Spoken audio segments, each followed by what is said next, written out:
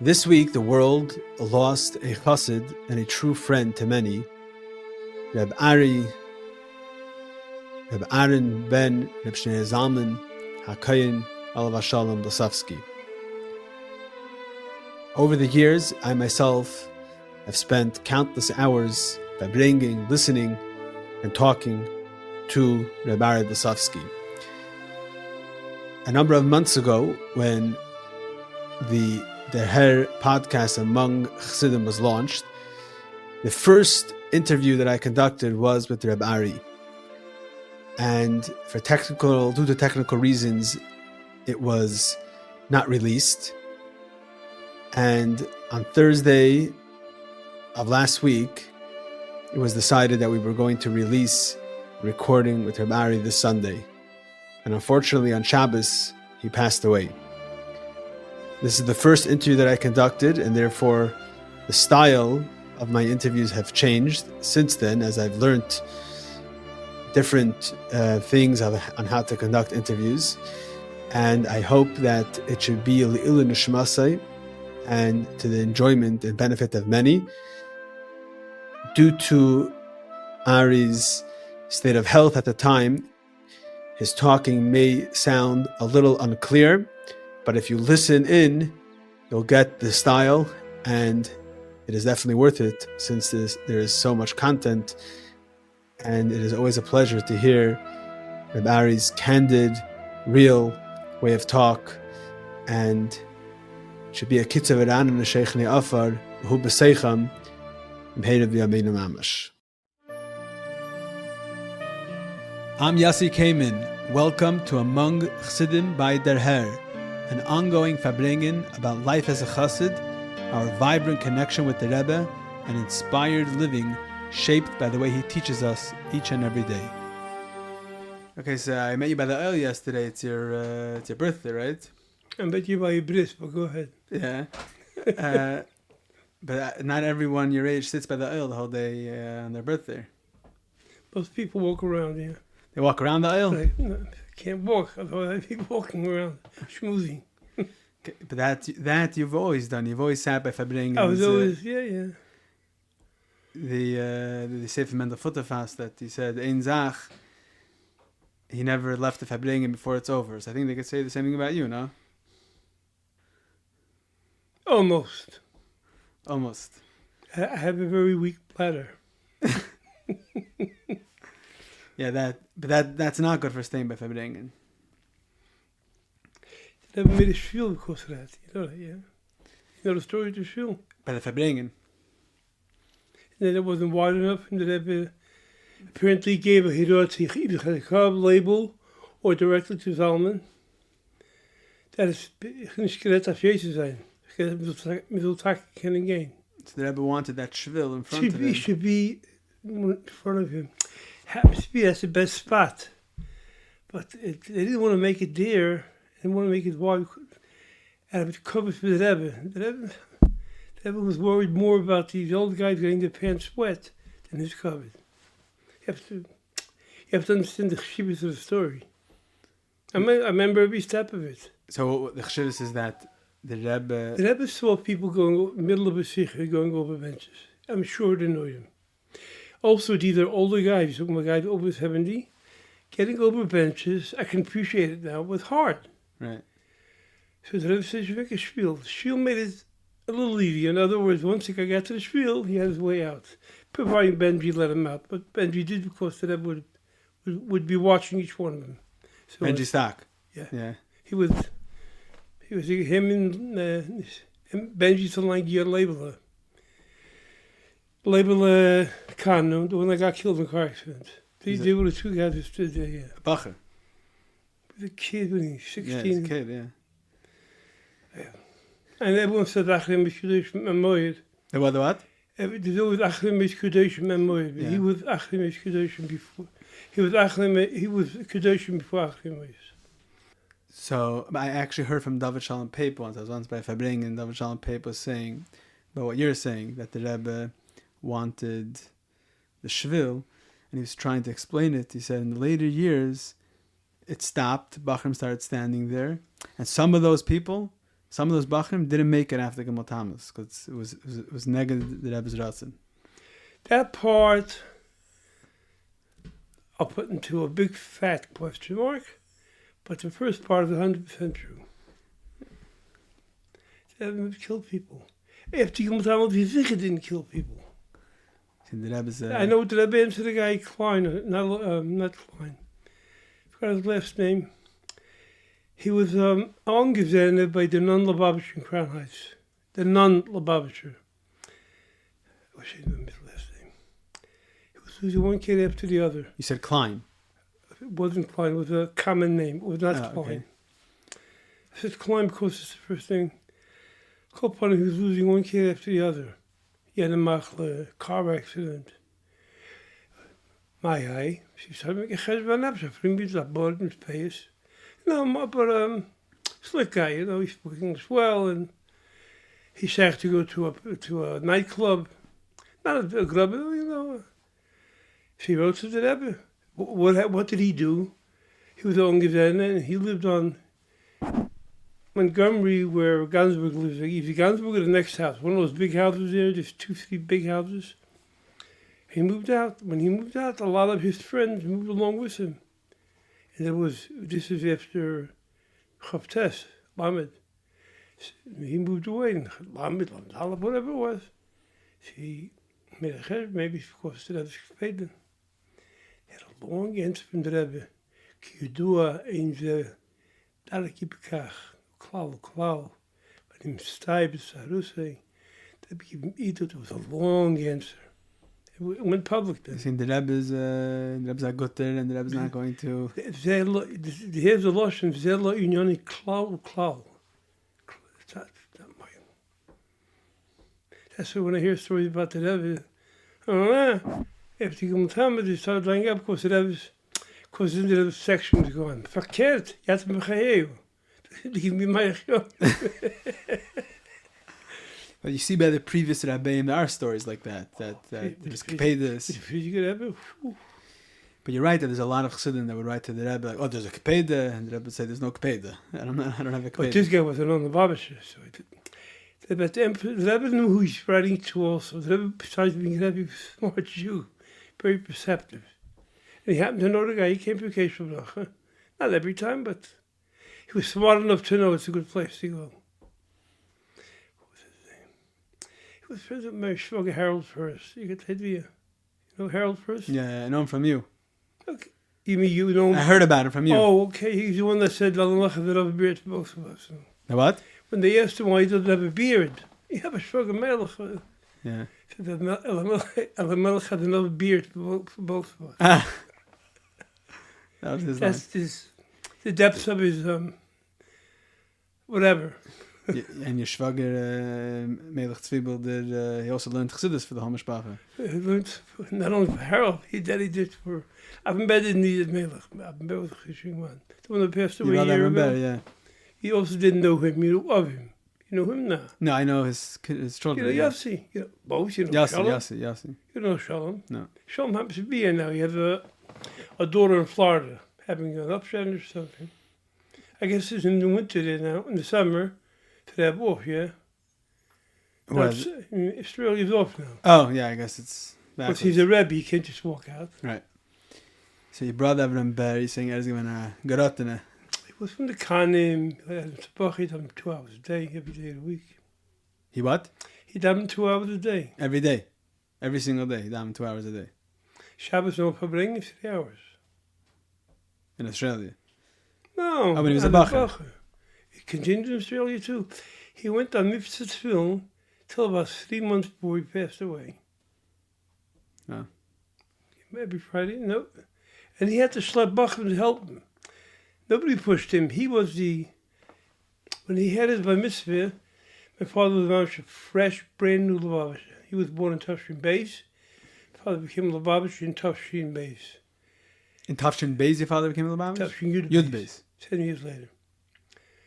But in the beginning, you don't become a Lubavitcher and you jump into everything. But by Yud Daled, he was already into everything. Coming to every pavilion. He lived in Crown Heights? No, he lived in Williamsburg. So you were born in Williamsburg also. I was born in Williamsburg, and he used to schlep me every time. You would walk from Williamsburg. Can you imagine? 5 years old. I mean, not right away, not when I was 3, when I was 7. So I had my brother, Abin on one side, Shmulu on the other side. He also lived in Williamsburg. And all my shoes were always given in front. I didn't walk. You schlepped sich. Yeah, good. I enjoyed it. For me, it was fun. You know, the vibration of the toes. You know. So when did your parents move to Crown Heights? The week of my sister's wedding. He was a malach. Who moves in the middle of a Shabbat? Even as a kid, was what the heck? Couldn't wait another week to move. So when your older brother grew up, he grew up as a malach? In his formative years was Lubavitch already. Don't forget, my father had a shrug in Belleville Green-Glass. So my father became a Lubavitch more and more, and he realized I didn't know your shrug is Belleville Green-Glass. Belleville Green-Glass is his wife and my mother's sisters. Oh, wow. Not now, it's ultimate. That happened a long time ago. Yeah. Belleville was a Ben Yochid. He took piano lessons. He didn't go to gym, what is it called? Gymnasium. He didn't go to gymnasium, he went to Yeshiva only. But his parents were, father had full beard, aber stateshne. You have to understand those days. From Yid wouldn't touch his beard, aber ein Mensch darf sein. He sent him to piano lessons, violin lessons, and had a very fine mind, good imagination too. That's why he's such a good storyteller. You ever watch his tapes? I've seen videos. You've seen videos of me tapes, videos, yeah. I was pretty close with him. But you didn't learn in Montreal. I never learned, but I never didn't learn in Montreal. The Rebbe called him my Mekubal. One time, By Verbringen. that was 100 times those just in Lebanon. Nobody remembers that. They called him my Mekubal was my Mekubal. I remember it. You remember what happened? What? You remember what happened by the Verbringen? What the Rebbe Sikha was? No. No. Was he after the Sikha that when the woman Mekubal, that was telling certain people, and Belleville always stood a little bit lower, and he never wanted to have a direct eye contact. It once happened with him like that a woman Mekubal, so somebody already knew the name, so he figured, reluctantly he gets up, and it was Chaim. But I heard about Wolf Green-Glass. I heard from Laser Tzeitlin al Shalom. Laser knew him well. Yes, I heard from him that the Rebbe said, "Who's my Mekubal?"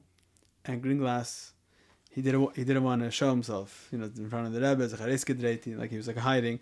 The Rebbe said, "Dach sich as is gewend dorten."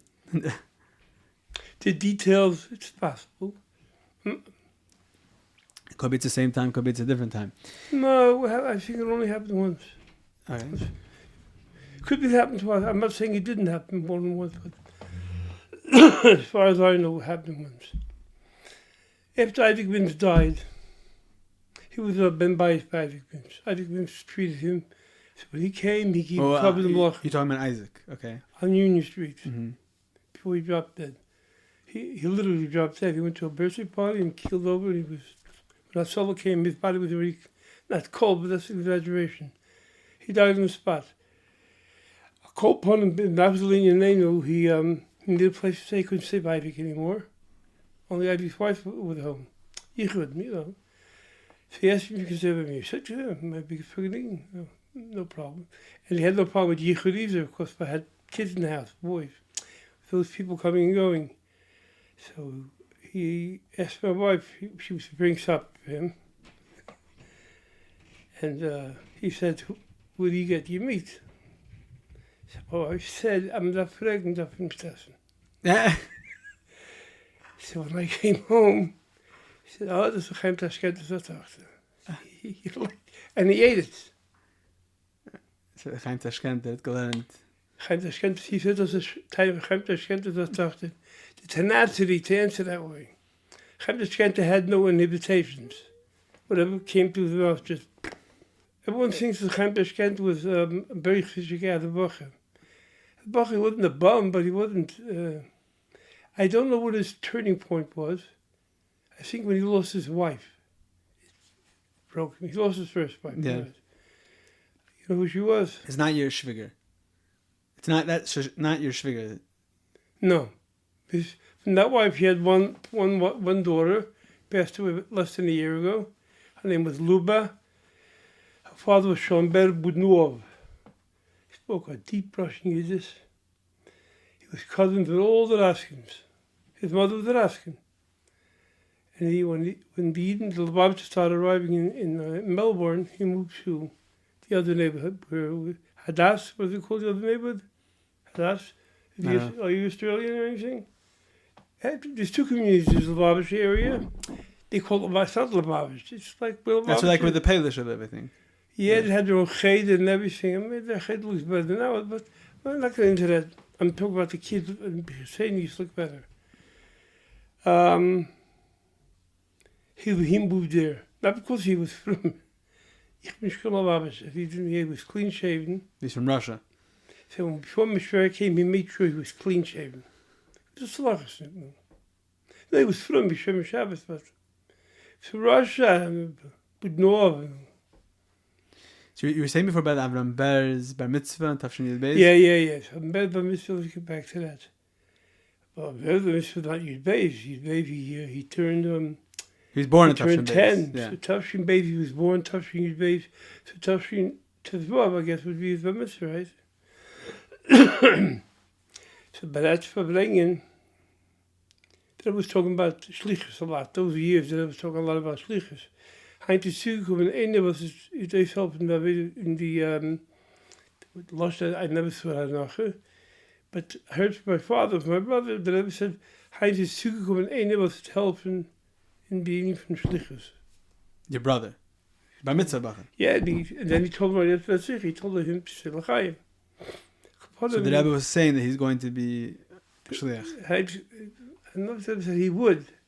It's a shaykh. Interesting. In other words, he was a shliach to the left day. Left day was... He was learning in Lubavitch and Befrendin, your brother. At that point, but I'm going to get to that. When he turned by mitzvah, so Velvel realized my father, you can take Zalman Blesofsky out of the Malachim, but you can't take the Malachim out of Zalman Blesofsky. Even the Rebbe couldn't. Out of your father? You see the Sikha Tafshin Chaya, steht dort, you ever heard the Sikha? Yeah. I listened to it 100 times. You'll say what? And I know my father well. I can see exactly what the Rebbe said. What did Rebbe say? Hagan bij hem komt thuis op je Allah van mij, zullen we geloof nog meer. Ik ken Allah gebed voor hem. Ich kann Allah gebed. Ik ken Allah gebed voor hem. En dan moet ik me zijn temperen. Ik heb hem in Bochum. What was the Rebbe trying to... I asked him. He never answered me. So the Rebbe wanted your father to do something? Apparently he wrote to the Rebbe. And the Rebbe answered him. And he wrote back his day. The Rebbe answered him again. So the Rebbe always, when he wanted to get something done, the Rebbe verbringen. He did the same thing with Chazakov. When he wanted the Koil to get a raise. How did he do it? He said, it's clever, verbringen. She getried als... He said, I tried privately. Snel getried, and even with us helfen. And that week to get an increase. Another $12 a week. I mean, the Rebbe said something similar about the Svarim, the whole story with the Svarim. The Rebbe had there's a few Yechidus with Haguch. And the Rebbe said, if nothing happens, then I will speak about it by Fabrengen. She said it publicly. Yeah. So I didn't even know about that, but I just saw it. Every time that I wanted something to go through after a lot of attempts, he did it by Fabrengen. How was, do you ever spoke about your father about the fact that he became a chassid? We'll get that in a second. So let me finish my brother.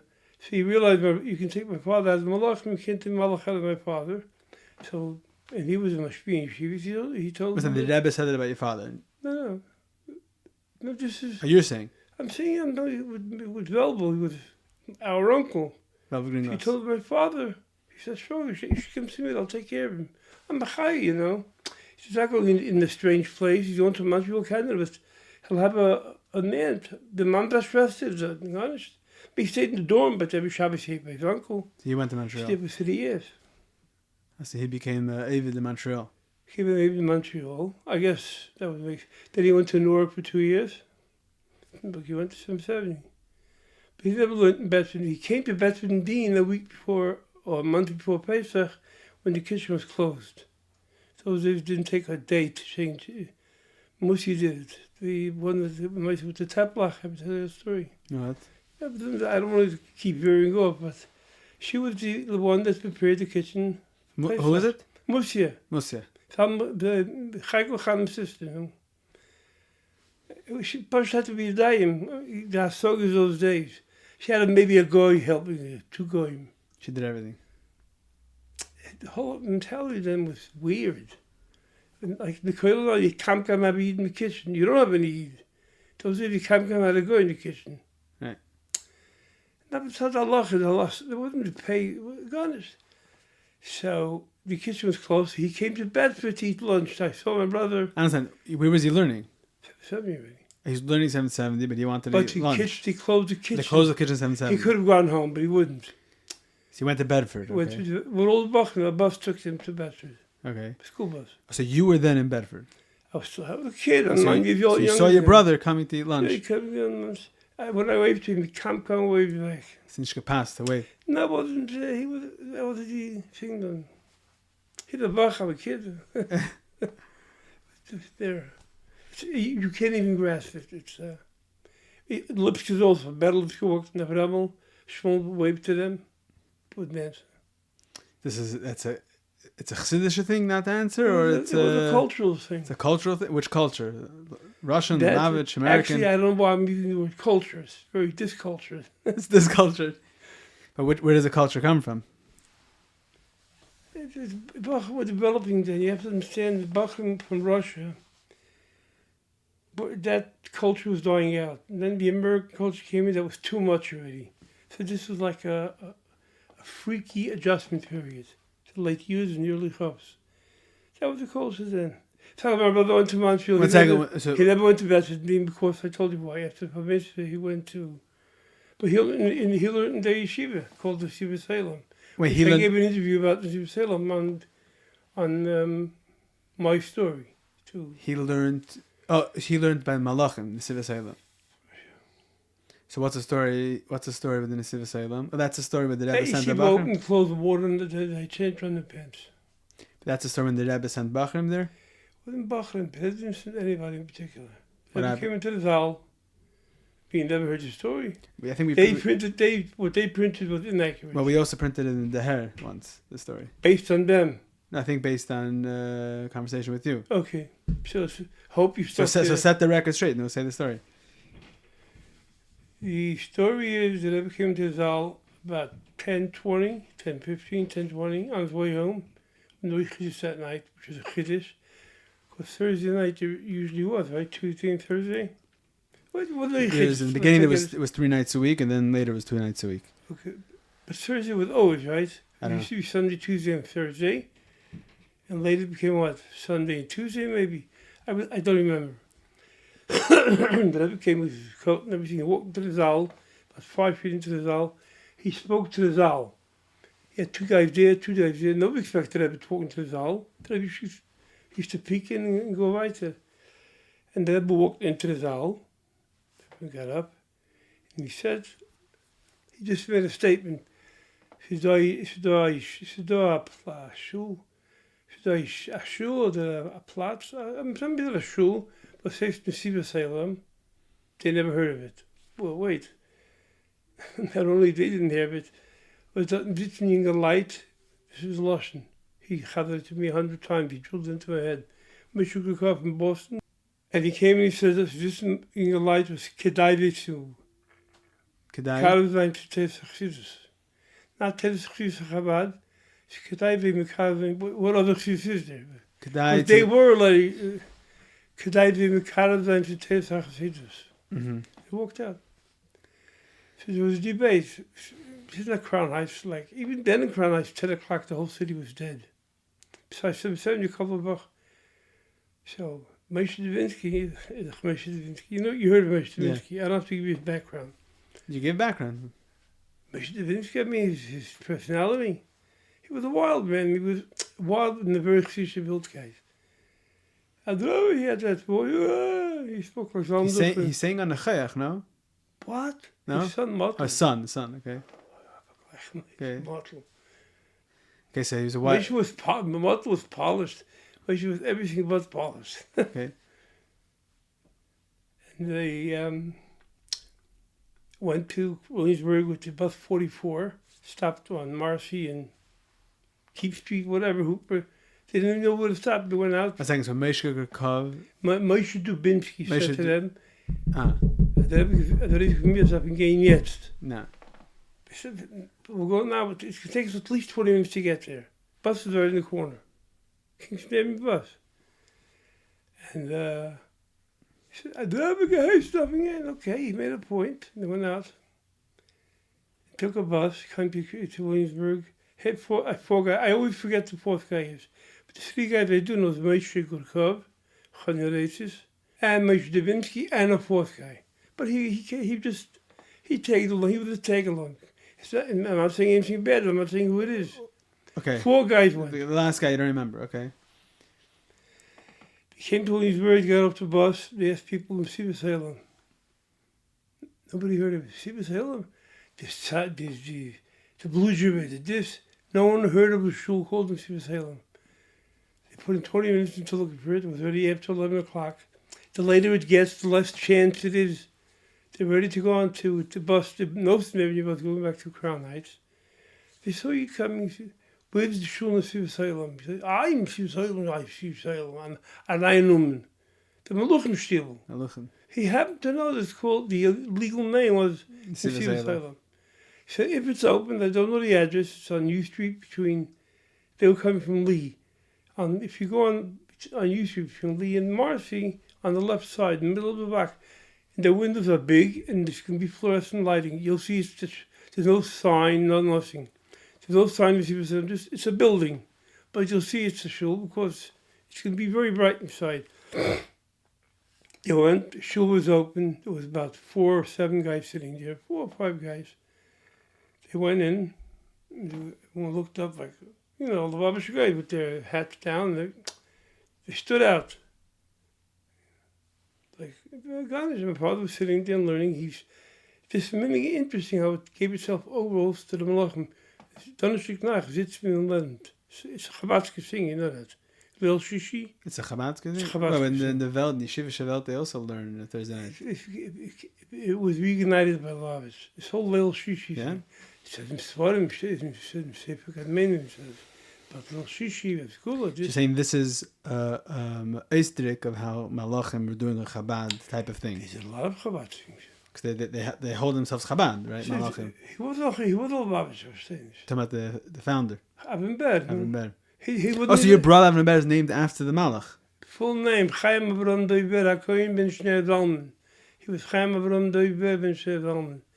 After the Chachman, my father verbrannt the chassid of him.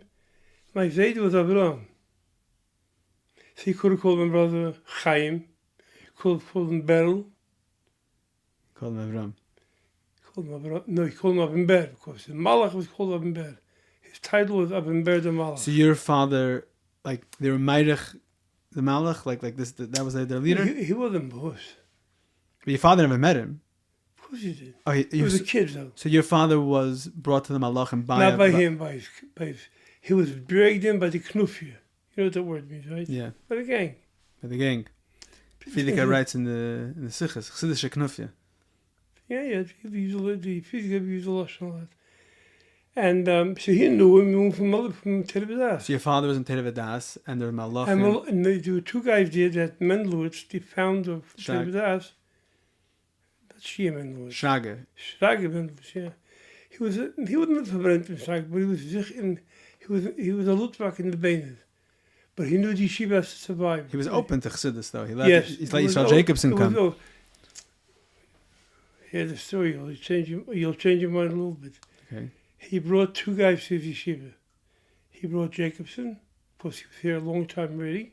He spoke English. Maybe you would ever hear Jacobson talking English. Yisrael Jacobson once told my father how he learned English. He said that every day he would read the New York Times until he understood it. That's what he said. That's how he took a hard paper. New York Times had a high vocabulary. Okay. Yeah. I called upon him. See, he was the 2 guys. So the Malach and Jacobson would come to Tevedas. They would hang out to do. I don't even think they got a check. The guy couldn't even pay his Rebbe. They were giving shiurim. Yeah, but Shurim he didn't like that, but he wanted there facing Shiva because all the other Magidi Shurim were Megulach. So he wanted like he wanted he himself had a beard. Yeah. You see all the pictures, but so he attracted a certain element of Achim. Everyone with their problems, their issues, whatever. And this Knupfi dragged my father. Why my father? At the end of the day, my father's father, Aharon, believed that God never touched his beard. He wasn't an Americanized Bacher yet. He wasn't a Lubavitch. He wasn't a Stone either. He wasn't? So what was he? He was a type of that boy. Your father's father? Father's father was a Kalina. Kalina, yeah. 7th generation Kalina. So he had a big beard. He had a big beard, never had a long beard. He had a beard and he wore up brim. Shabbos he wore a velour hat. So you're saying your father was already attracted to this because his father is Batson like that also. That's why he was a candidate for these boys. For these Knufia. Right. He weren't taking an American boy with clean shaven parents. Yisrael Jacobson with did. a mother without a shaitel. My mother wore shaitel and they wore full beards. He would only eat chol Yisrael, the whole 9 yards. Yisrael Jacobson was Mekarev like a real American boy. No? Yeah. You're saying, but Levin, the Malach wanted. Malach, he didn't look at them. He wanted the Chassidus. He didn't continue. It was even the Rebbe Rashab was already more Mekarev Frayed than he was. Than the Malach. Like not as much as Reb Leivik, but Reb Leivik, what went on in his house, right? It was Chabaras. Yeah, but he had people that played piano sometimes. During the meal, they went into the next room and played piano. They were told not to, but we stopped. Yeah. But Mamash Upkiklet Yekaterinslav was a melting pot. Melting pot, yeah. There were Chassidim there also, I think. There were a lot of writers there, a lot of artists. There's a lot of... As the years go by, we're finding their articles. He'll get a Leivik. And they all came to that wedding, the night of the Rebbe's wedding. That was the crowd, these people. So what's with so your father is in so what happened to your father in Mekarev? He passed through a tough race Tzaddik chef. The Malach. And they didn't want the Knuffish to fall apart. Without leadership, things fall apart. Right. So they bought this building. 1 second. It wasn't him? It wasn't his Chassidim? He didn't use the word Chassidim. They were Mikorabim. His job was to be a Rab in the Bronx in some rundown building shul. He was getting $60 a week. So you're saying when your father's sitting there in Williamsburg, when these Bachram showed up, it's not like the Chassidim... He was He was in high school. Beis Medrash. By the time he got to Beis Medrash, they already opened their own yeshiva, and not a formal yeshiva, in the Polish yeshiva, which is, I forgot what street, right off the Vision. The Polish yeshiva was a place that was open from 6 in the morning till 12 at night, like the Shemesh Shabbos Shul on 13th Avenue. Yeah. Open the whole day, and they had their corner where they sat and learned. It was 12 guys, 14 guys. Father was one of them. Then they bought the building. They made their own million. They were happy. I think my father was the only Kohen from the whole group. So when he became a Babish, I'm jumping steps, but he was a Kohen. There was a Levi, and the initial group and people on the block didn't care who was. It's convenient. He's like American boy Jews. A lot of people aren't that good on this block. They weren't that good on this. It's a show. It's on the show, yes, on the block. So my father davened here. He got married very young. Got married at 20. He was born in Pei Aleph. He got married in Tafshin Aleph. And what am I up to? So he stayed in Malach and in Tafshin Hey. This is an interesting story between my father and the Rebbe. I don't know if you went to Kantar. I never asked him. Your father had a shach in the Rebbe before this whole story? Facing Tafshin Hey. Tafshin Hey, he's going to have a second stroke. Right. My father was an open mind, always inquisitive. So again, I don't know, I never asked him. He went Tafshin Hey to hear this Pavling that night. With him to Pagi, to Kislev, Yitzhvat, no, can't be Yitzhvat. This time was he went. It was during the week, and the Rebbe was the doorman. Yeah. He was very sick then. They wanted to make sure not more than 15 guys go at a time, and then he wouldn't let in more until those 50 were out. She came to the door. My father was, how old was he? 23, 24. Came to the door, and the Rebbe was already closing the door. You had to have care. Crowd was pulling it open, and the Rebbe, he saw my father. He grabbed him by his wrist, and he pulled him in. So that was, in my opinion, that was the beginning. Right. Slapped him into the hallway going to salon, they call it, salon.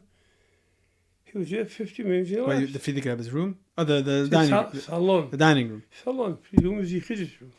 Salon's in the middle. You were never there. I was there, yeah, the dining room. It's open now. It's a library. Not today, but yeah, I've been there, yeah. No, I'm saying, but it's an accessible room. I don't think now, but it was. Oh, they stopped. Yeah, but, I mean, it was in my life. You started missing or something. Whatever, doesn't matter. I don't know. He put laying there, and then there was lull.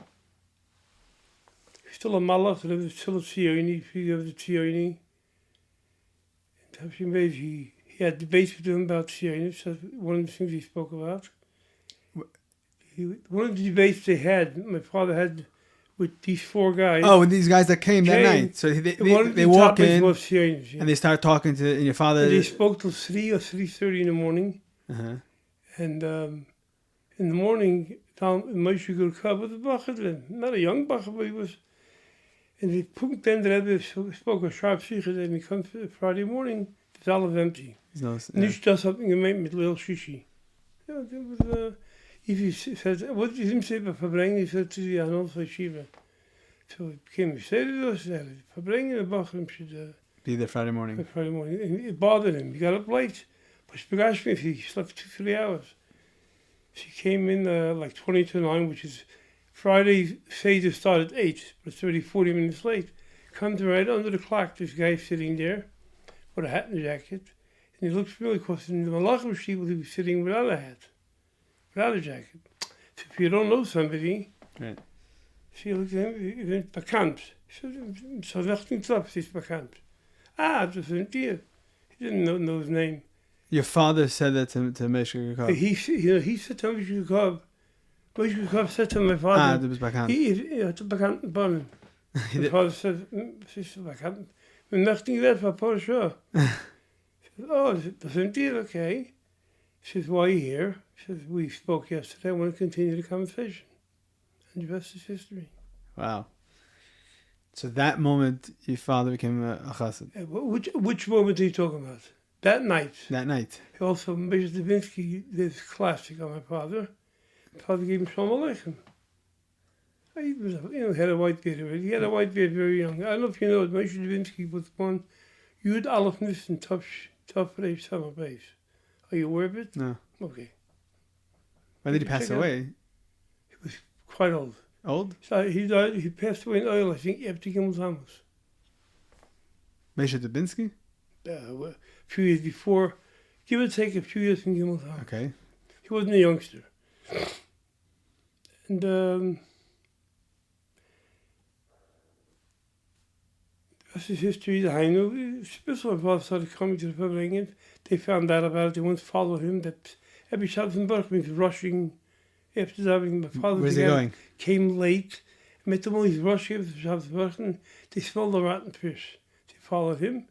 And they realized he went to Lubavitch.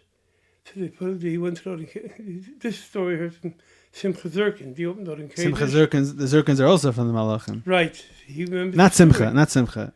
I'm talking about Simcha was telling me the story. Okay. For the young Bacher then. He opened up out in Kadesh. B'Shem HaKol. The guy hid this category to the cat. They call it the cat. The cat. Oh, it's like the beginning of Chassidus. Called the cat. No, but they're the Chassidim. Right. Obviously the cat. Okay. So we put a chedem on him, and it was interesting. They waited till my brother had a mitzvah. Okay, so my father became whatever, and we can't give him kohen anymore. He's a menuda. This is like Shabbos him, but Morley is no done pretty amid. Not that he was a chad or anything. And so they said they can start giving the name to my brother. I got my brother. That all the lingo. Is also becoming a Lubavitcher, but as a Tinnish and Nishna. It's like, it's so comical, you can't start. If I wouldn't know it for a fact, I wouldn't believe it. So they gave him the aliyah, and also he had a holy name, Avin Ber. Right. So He had a hechsher. He gave him the aliyah. My father didn't daven there every Shabbos. He davened there. Shabbos was he never davened there. He went to shul dafke that finished earlier. He went to shul that started at 9. We needed that hour to walk to Williamsburg. The Granite. And me too, from Williamsburg to Crown yeah. God understood. I remember being dragged. When I came to Verbringen, I don't think I even walked inside. Right away, I found my friends. How old were you? I was being dragged to Crown Heights after 6, 7 years old. You were learning in Lubavitch? Best indeed. I'm the only one from all my brothers that I was born. They were all born before Tafshin Yud. I was the only one that was born after. But you didn't go into the Fabring at that age? I went in still Chaim between the second and third Sikha. I ran in for the entertainment part, Chaim, and we ran out. Wasn't Shaykh to take, that was a 10-year-old kid. How many kids were by Fabringens then? There were 2 or 3 that the parents made sure, but it wasn't a thing for kids, no. It wasn't in the culture. Later it became, they hadn't been into, as the years went by. Later there were kids sitting by the Rebbe. That's already in the middle of the men. It's Hashem. Yeah, it's Hashem. I know that, but you know how many times they tied it at the shoelaces? Kids. It blows them, I mean, they knew it's the Rebbe, right? We're not going to get into that. They're growing up by the Rebbe's feet. You have the expression, So it actually happened. Literally, yes. No, it wasn't muscle. Guys, we moved to the Crown. Me moving to Crown Heights was like Gan Eden. From Williamsburg to from an apartment building, Begashmi's project, to 2-family house. We lived in the building, you smelled fish, you smelled urine in the stairwells. I mean, it was horrible. Which building? Where I lived in Williamsburg, 174 yeah. 9th Street. We were living in a 2-family house with a garden, with a basement, with an attic. I mean, to me it was like, I was more in 70 since I'm 10 years old and I was home. My best friend was Shmuel Lipsko. I forgot that part, I'm forgetting to tell you. Shmuel Lipsko. Shmuel Lipsko was me and him were like brothers. We were soul brothers. We're very different, but we're in the same grade since Kit Aleph till we got married. Every yeshiva we went together. And the yeshiva went together. I can go closer. I went together to every yeshiva, so Lipsko, I don't know if you know it, they were very much into that, being into that Zaldams. Lipskos. Abraham even more than Berla. Abraham was, Midas. His whole essence of life was being there. And the Rebbe. Yeah, and some family, the Rebbe Darum. So Shmuel turned me into a Lipsker in that respect. So you're I was more, when I came home, I ate supper and I went from 70, and I would come home 9:30 and father had to spet. It was 2 things in Vivsik Fear Shaw. I came home 4:30, 5 o'clock. I left the house. I came back at 9. What did you do those 4 hours? Well, yeah, I said, there wasn't enough time. I was talking to this boy. My father looked at me like, what? To me, it was heaven. So you're saying the Lipskers are the ones that got you into the whole culture. Shmuel Lipsker, draining sich in 770, being there. 770 being my place, yeah. So you gravitated towards that. I loved it. It was heaven, Even when the Rebbe wasn't there, the whole atmosphere was the Rebbe is this, the Rebbe is coming, the Rebbe is going, the Rebbe is Chiddush tonight. You know who's going in, you know who's there. Everything was... So you would stay with the Bachrim by Chiddush? They were annoyed as all hell. Being small, they couldn't stand. Abek.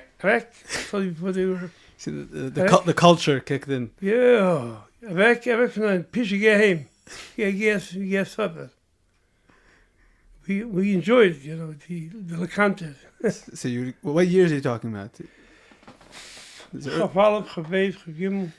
So you were hanging around every night when Chiddush and whatever's going on? No, even my Chiddush. No. So you were with the Rebbe B'Mayim every night? Yeah, either I was downstairs playing or the Rebbe. It was all the same. I was too young to appreciate to be the... You're thinking in hindsight. There's a God, there's a shul, there's a Rebbe. You understand what I'm saying? So you don't always think about it, but it's there. Exactly. There You can't have a world without any of those things. But when I got older already, and the Rebbe Aharon, as much as I didn't listen, you were dragged into that atmosphere. Every Aharon, without fail, 16, 17, 18, came out of the Aharon, Shabbos.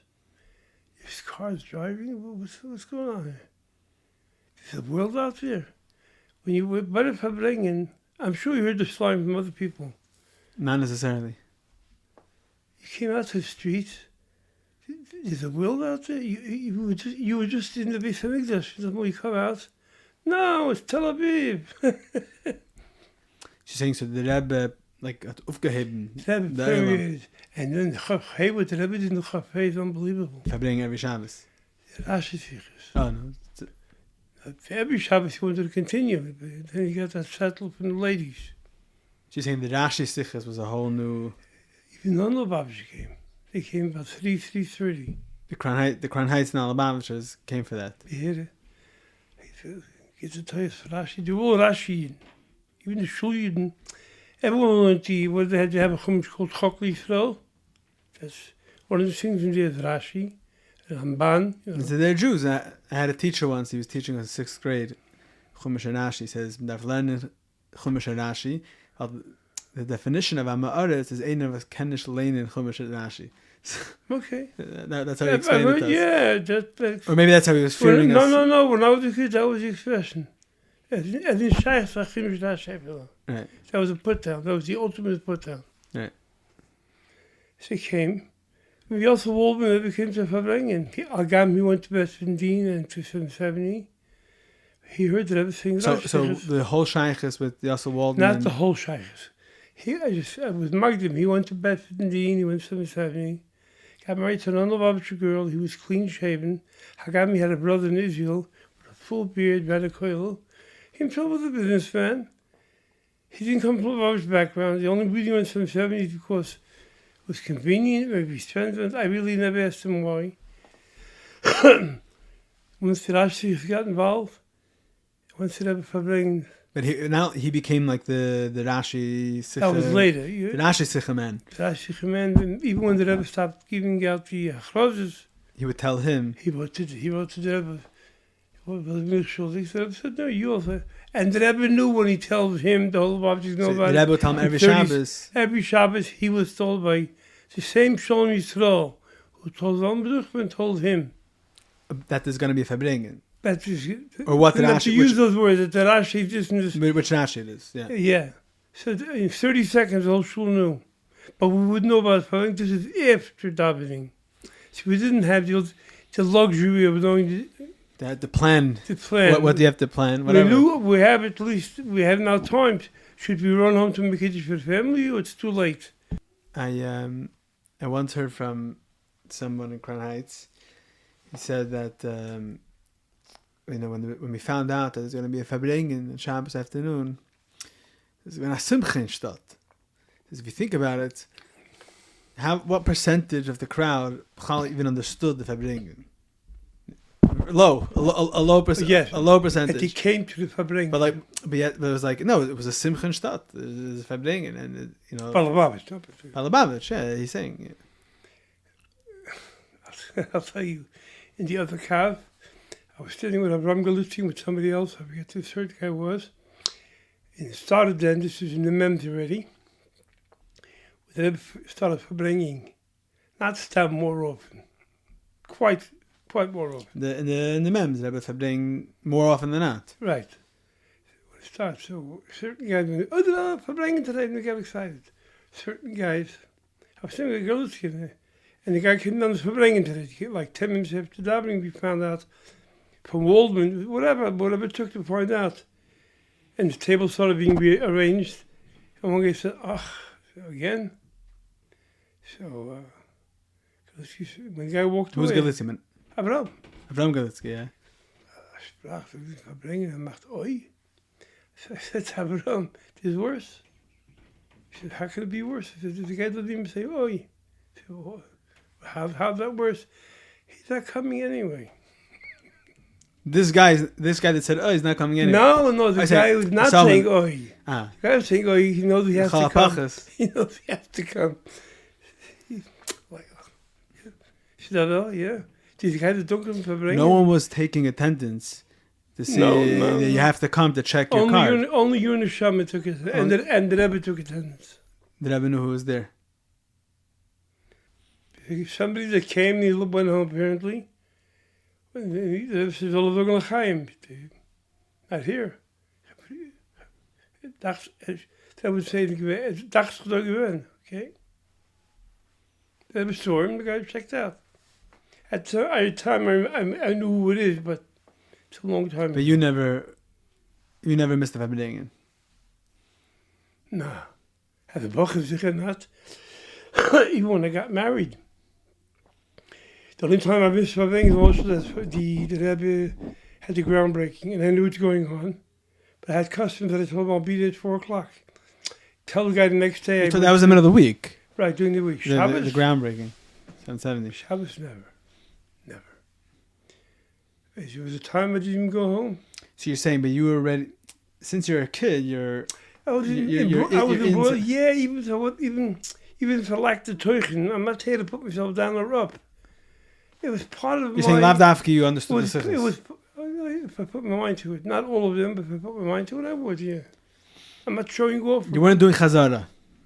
And the chazara was over the background, and sometimes I had what to say, but I didn't have the breedkeit.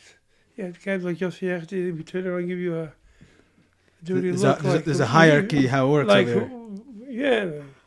One of the integral components of being a chassid are the Chassidish Yom Tevim and Yom Pagra. Whether it's Hey Tevis, Yud Shvat, Yud Aleph Nissen, or Gimel Tammuz. These days give us an opportunity to connect with our Rabbeim, to connect with each other, and be better chassidim. What is the story behind each of these days? How did the Rebbe commemorate and celebrate these days? And most importantly, what are the lessons, the takeaways, and the action items Hamaisa Hua Ikir needed for each of these days? All of this and much, much more are answered in the new set recently published by Der Herr. Our Days is a journey through the Chabad calendar in story, meaning, and practice. With over 700 beautiful, glossy pages with elevated content, beautiful, beautiful photographs, you, your family, and friends will enjoy and live with each Chassidish Yom Tiv. This book is a must for every Lubavitcher home, for every shul, for every school. It is a perfect gift item. This will not collect dust. It will be used day after day, month after month, year after year. You can have this set. Go to derher.org/Our Days. Order your set today and start living with the Chassidish Yom Tov. But you had a connection to Yale, even though you weren't like part of the Chayzim or anything, you know? Yeah, my connection to Yale happened in Bedford and Dean. I was the first one to pick up Nigunim. So where does he would never teach us a new nig until we knew the old one. Where does the whole Menagnim thing in the Blesofsky Mishpacha come from? My father's father. It's Yerusha. He was the Menagnim son. Stalin. He was not a Menagnim. The. Where? In America? Stalin. America, even in Europe. Even as a Bach in Europe, yeah. He had a phenomenal Chushnig. As a matter of fact, that saved his life. Oh. He was drafted in the Russian army at the age of 16, not because he's 16. He had a brother, David, who passed away at the age of 11, 12. When the draft, those days it wasn't computers or anything, or telephones, came to his house to pick up David. He said, David passed away. He had passed away. That's David. Mercedes was built well. He's not David, he's Abraham, Avraham, however they pronounce it in Russian. They didn't believe it, they took him. They pack up and go. Those are, you have to pack up and they came there. They said, do you have any special talents? He said, he's musical. So he played a tuba in the Russian march band, which always performed in Moscow, Leningrad, whatever it was then. And he didn't go to the front. But then the war broke out in Turkey. I think they rushed out of Russian Turkey out. You know history better than I do. Russian Turkey war. I guess not that well. Yeah. Russian Japanese. Russian Japanese. Japanese.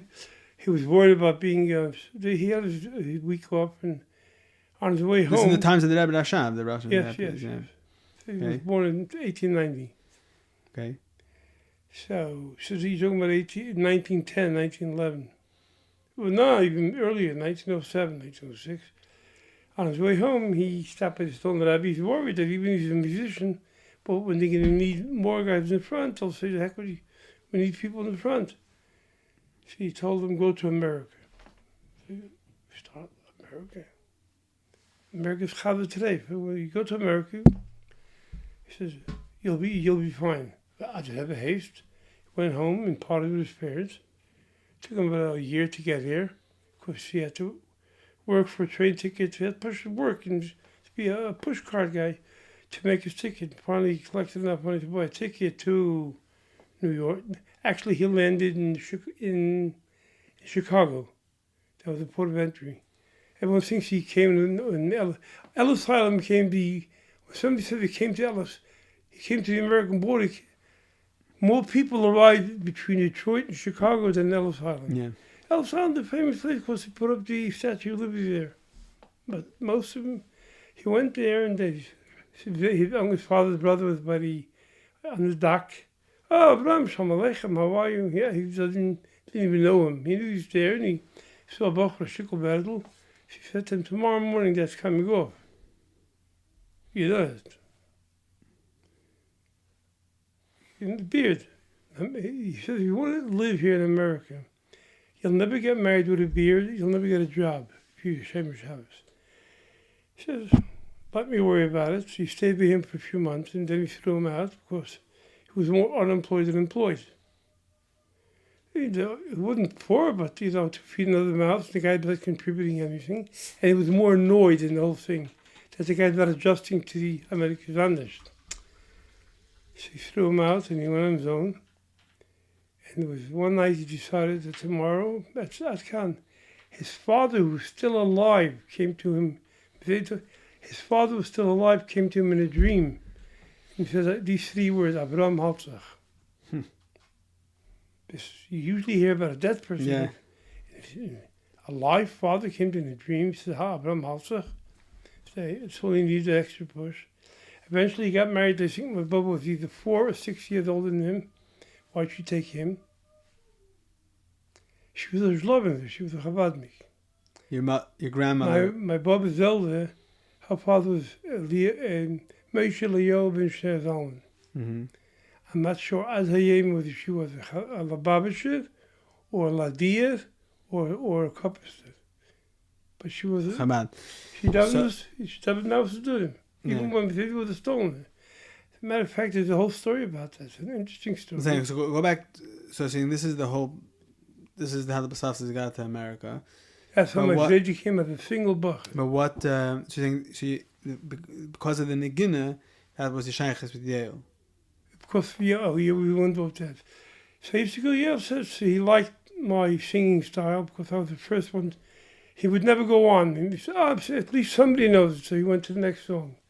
He said, this is in Bedford he was doing the Gunnen? This is in the Weiber Shul every Friday, every Shabbos afternoon, between the Rebbe's Minch and Meirev. Interesting, I think. So he did this. Yale did this his whole life. So I used to go to Yale's and the Gunnen. Yeah, but I'm saying like now I'm thinking about it with Mamsh next to the Rebbe's room. The Rebbe heard us singing for sure. In the Weiber Shul, you mean the Cheder Sheni? Which is now labeled office. Well, label's gone already. Oh, you mean this is? It's in the original 71st Shul, no? That's where the cradle started.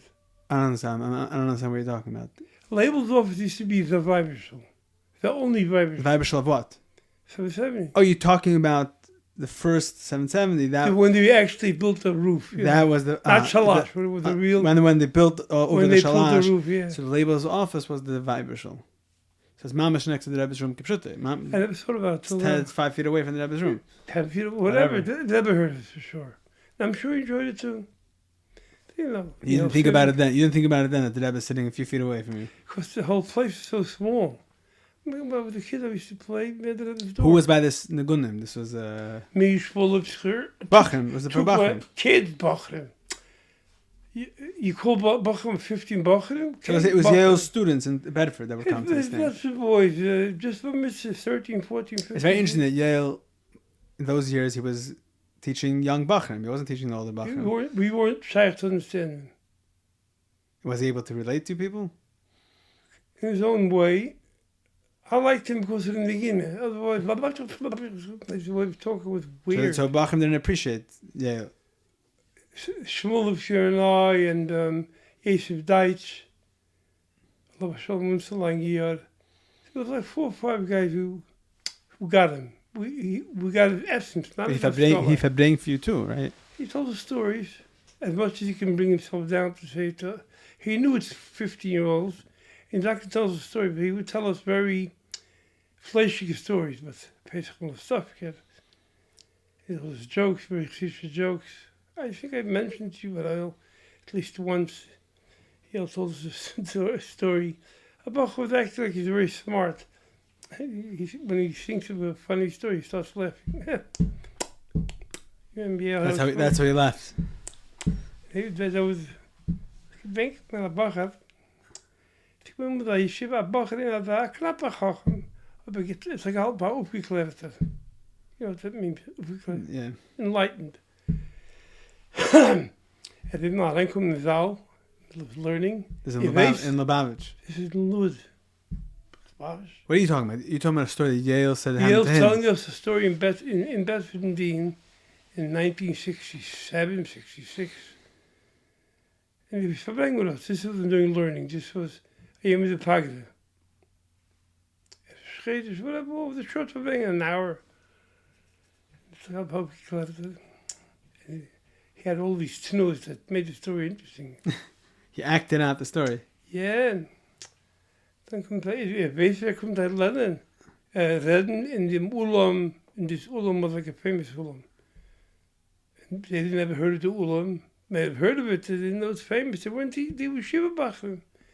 And the guy had a speaker. They'd never heard of him either. So he said, hey, what are you so excited about that? Today, it's coming today too. Let's say the ulam, the Barclays. It's coming to the Barclays today to speak. Shvedel Bedel. Okay. He looked at him, he went there, Batlonim.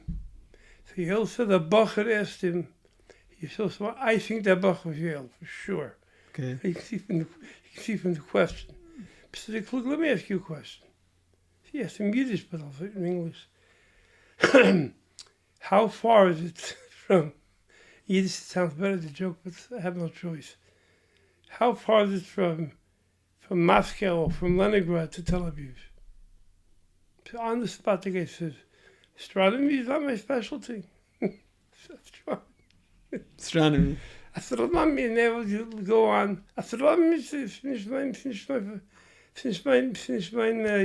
Yiddish word you use. That's not my specialty. Astronomy, finish my fach. In Yiddish, it's not my fach. And every time he told the story at least 10 times, he would start laughing. Astronomy is my fach. That's the punchline. The Ufgeklärt is calling geography, mixing it up with it's like, I heard that Pinchas Hirschsprung. So after he was looking nach a Mechama, he gesucht a Rebbe. He was telling the Bachrim, I heard this from... He wasn't the only one, but okay. So I heard this from one of the Bachrim. I heard this from a Shliach, was a Bachrim Montreal. The world was totally destroyed. No? Right, so he's looking... So anyways, he went to a certain... The end of the story is that he came to the Rebbe, and that was it, right? But he became a Lubavitcher. Yeah, I'm saying... But where was the stepping stone? He was in Montreal. Yeah. So one of the things he says is he went to a certain Rosh Hashiva, famous Rosh Hashiva, who will remain nameless for now. And he goes to the Rosh Hashiva, and the Rosh Hashiva said... Don't go. The Rosh Hashiva said, before you talk to me in learning, you should just know a disclaimer, I only know the Yeshiva Shemesechtes. And Hirschsprung said, nach 5 Minuten, I saw, das Eichet kann nicht. Das kann nicht. Yeah. It's It's a Hirschsprung line. Yeah. He loved Rebbe, by the way. Hirschsprung. First, he loved him for his Yidin Taita. Once he got to know the Rebbe on a personal level.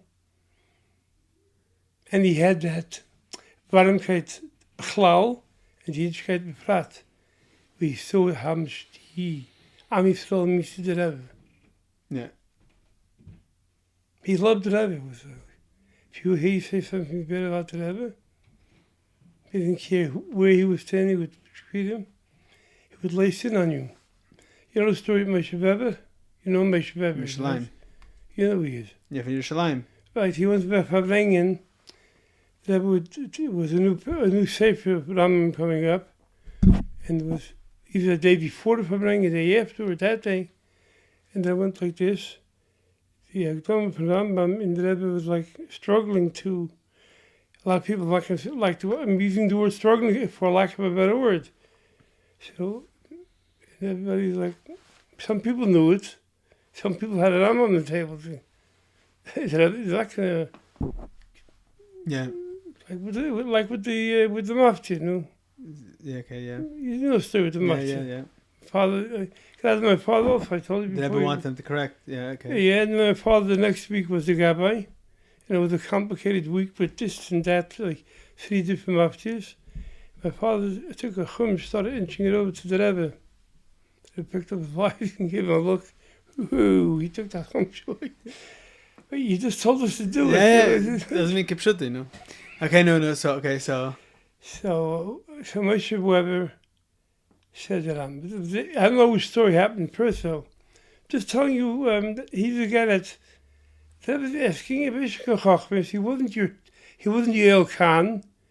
He wasn't even a Springer. Okay, when it was cool in his, but the Rebbe was asking, and he seen the Rebbe not turning the Sikha.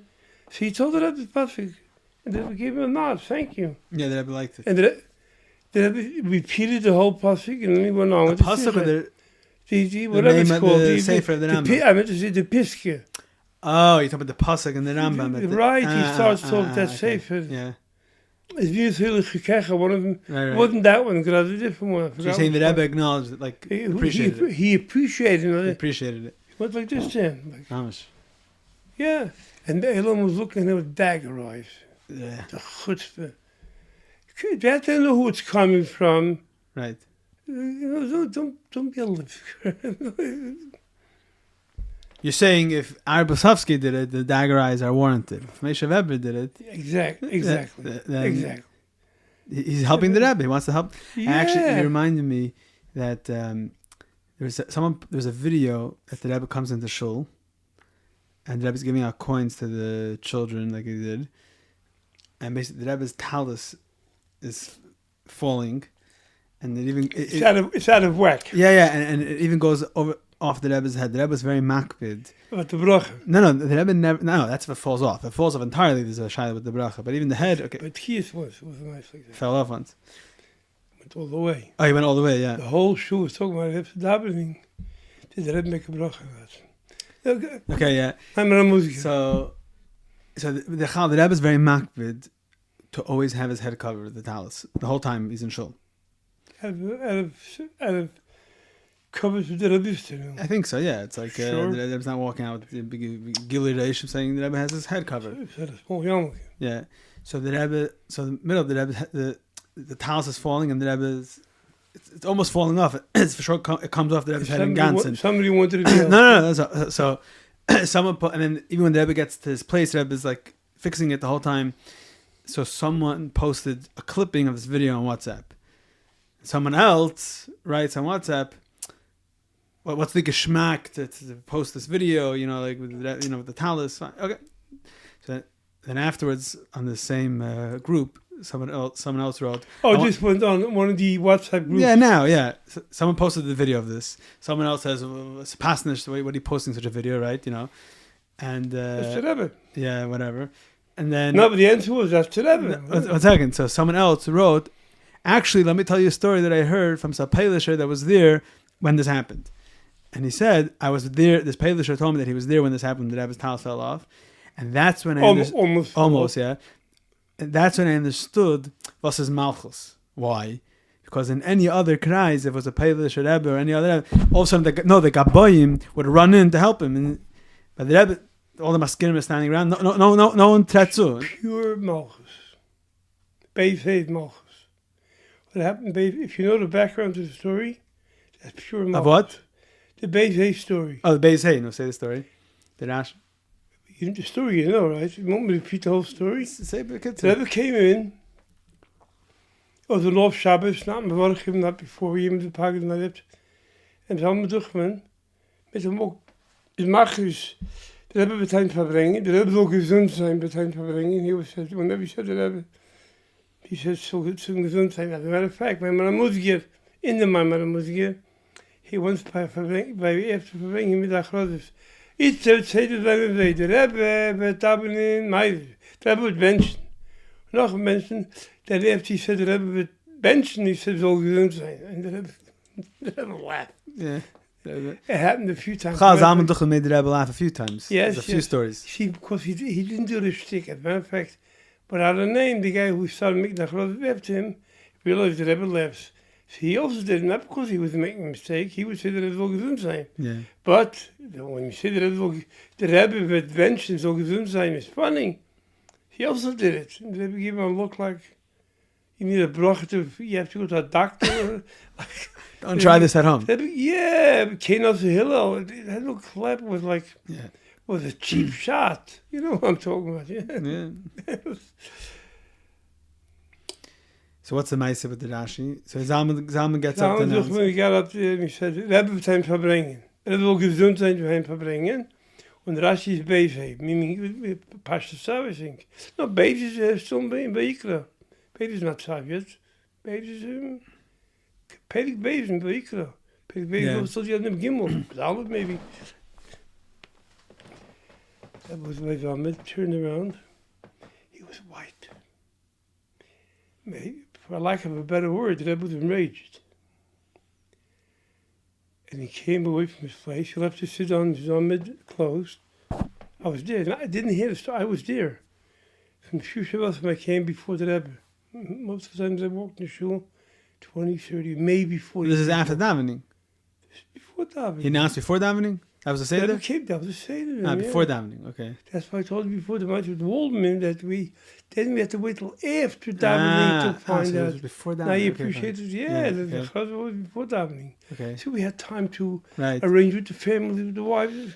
It was 2.5 So you were there hours. when he made this announcement. Okay. I was there. That was turning around. First, it was scary. That was like his color was gone. And he came home. He passed to that shag. He stopped by the Ahmed, and he was talking loud. I don't want to say the word yelling, but he was yelling. But like forgot the wording. Who knows if I bring it today? So the Zelda was the guy who tells me every week. It was Stewie. His nickname was Stewie Silverstein. He did Masich Pitume, meaning Someone else told him. Somebody told him. He was perfect to Bochum. Many Wolf and somebody else. There's no Lashon on him. I'm telling you a story, Kabiyos. I found out later. These details I couldn't notice then.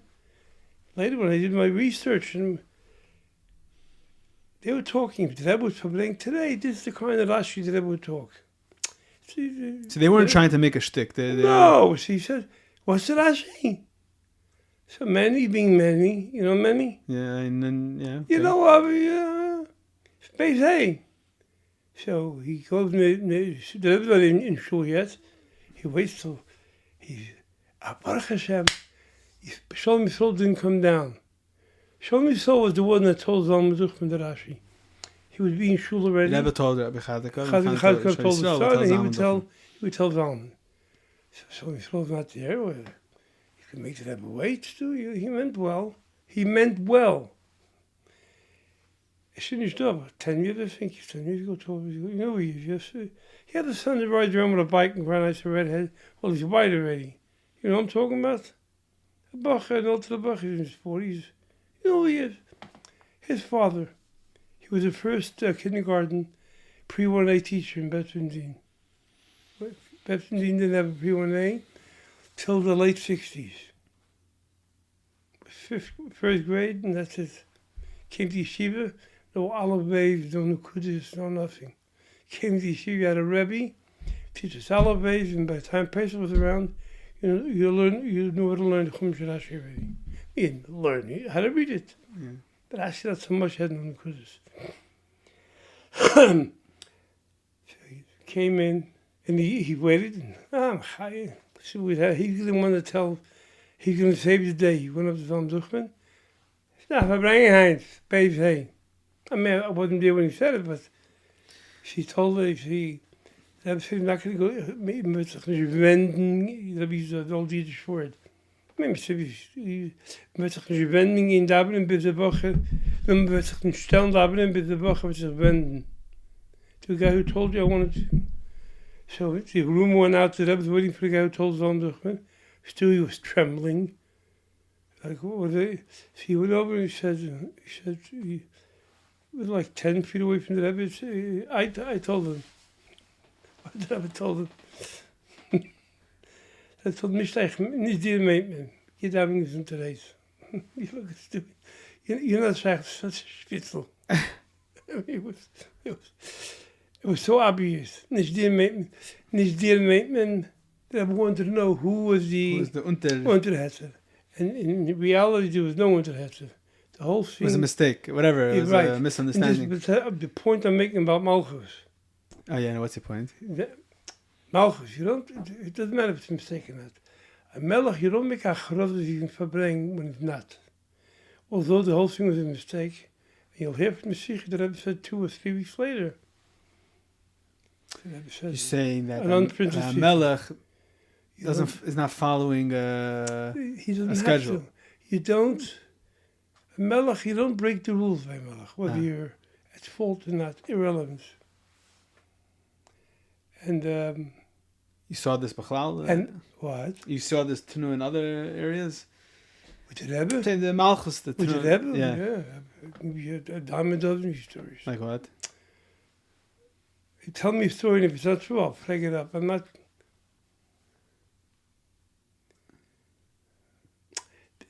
Going over the table, forget that's what Malchus is. When the Rebbe jumped over the table because he walked into the chefs after coffees. You heard the story from me 100 times. Walked into the chefs. He didn't want to go back and waste time. The Rebbe jumped over the table. While he was doing like this. The Rebbe... He used to put his hand on the table, and he was over before.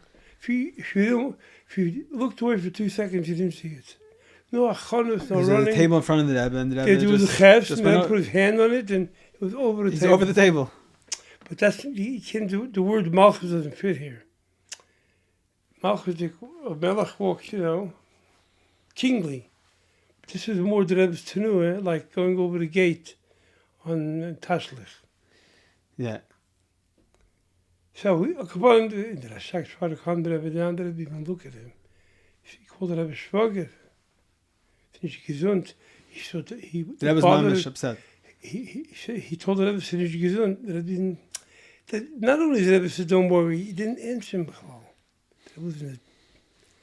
He went by his place, he waited, and then he turned to There was one time that... it was 20 after, he turned to the Baltzviller. He went like this. Because somebody showed up. He was waiting for that guy to come. There's another thing that guy, I forgot to tell you, that guy ran to his room when he heard. That guy's not stupid. Ran to his room, hid under his bed, and he pissed in his pants. He was trembling. Right. He sat down, Mr. Shabbos went to the mikveh. He wrote to Rebbe a 4-page letter, how the whole thing transpired. And the Rebbe answered him back that, based on what he told me, whatever, the Rebbe took him off the hook. Like, you didn't know you were going to go to... Mom didn't know was a Navi. Right.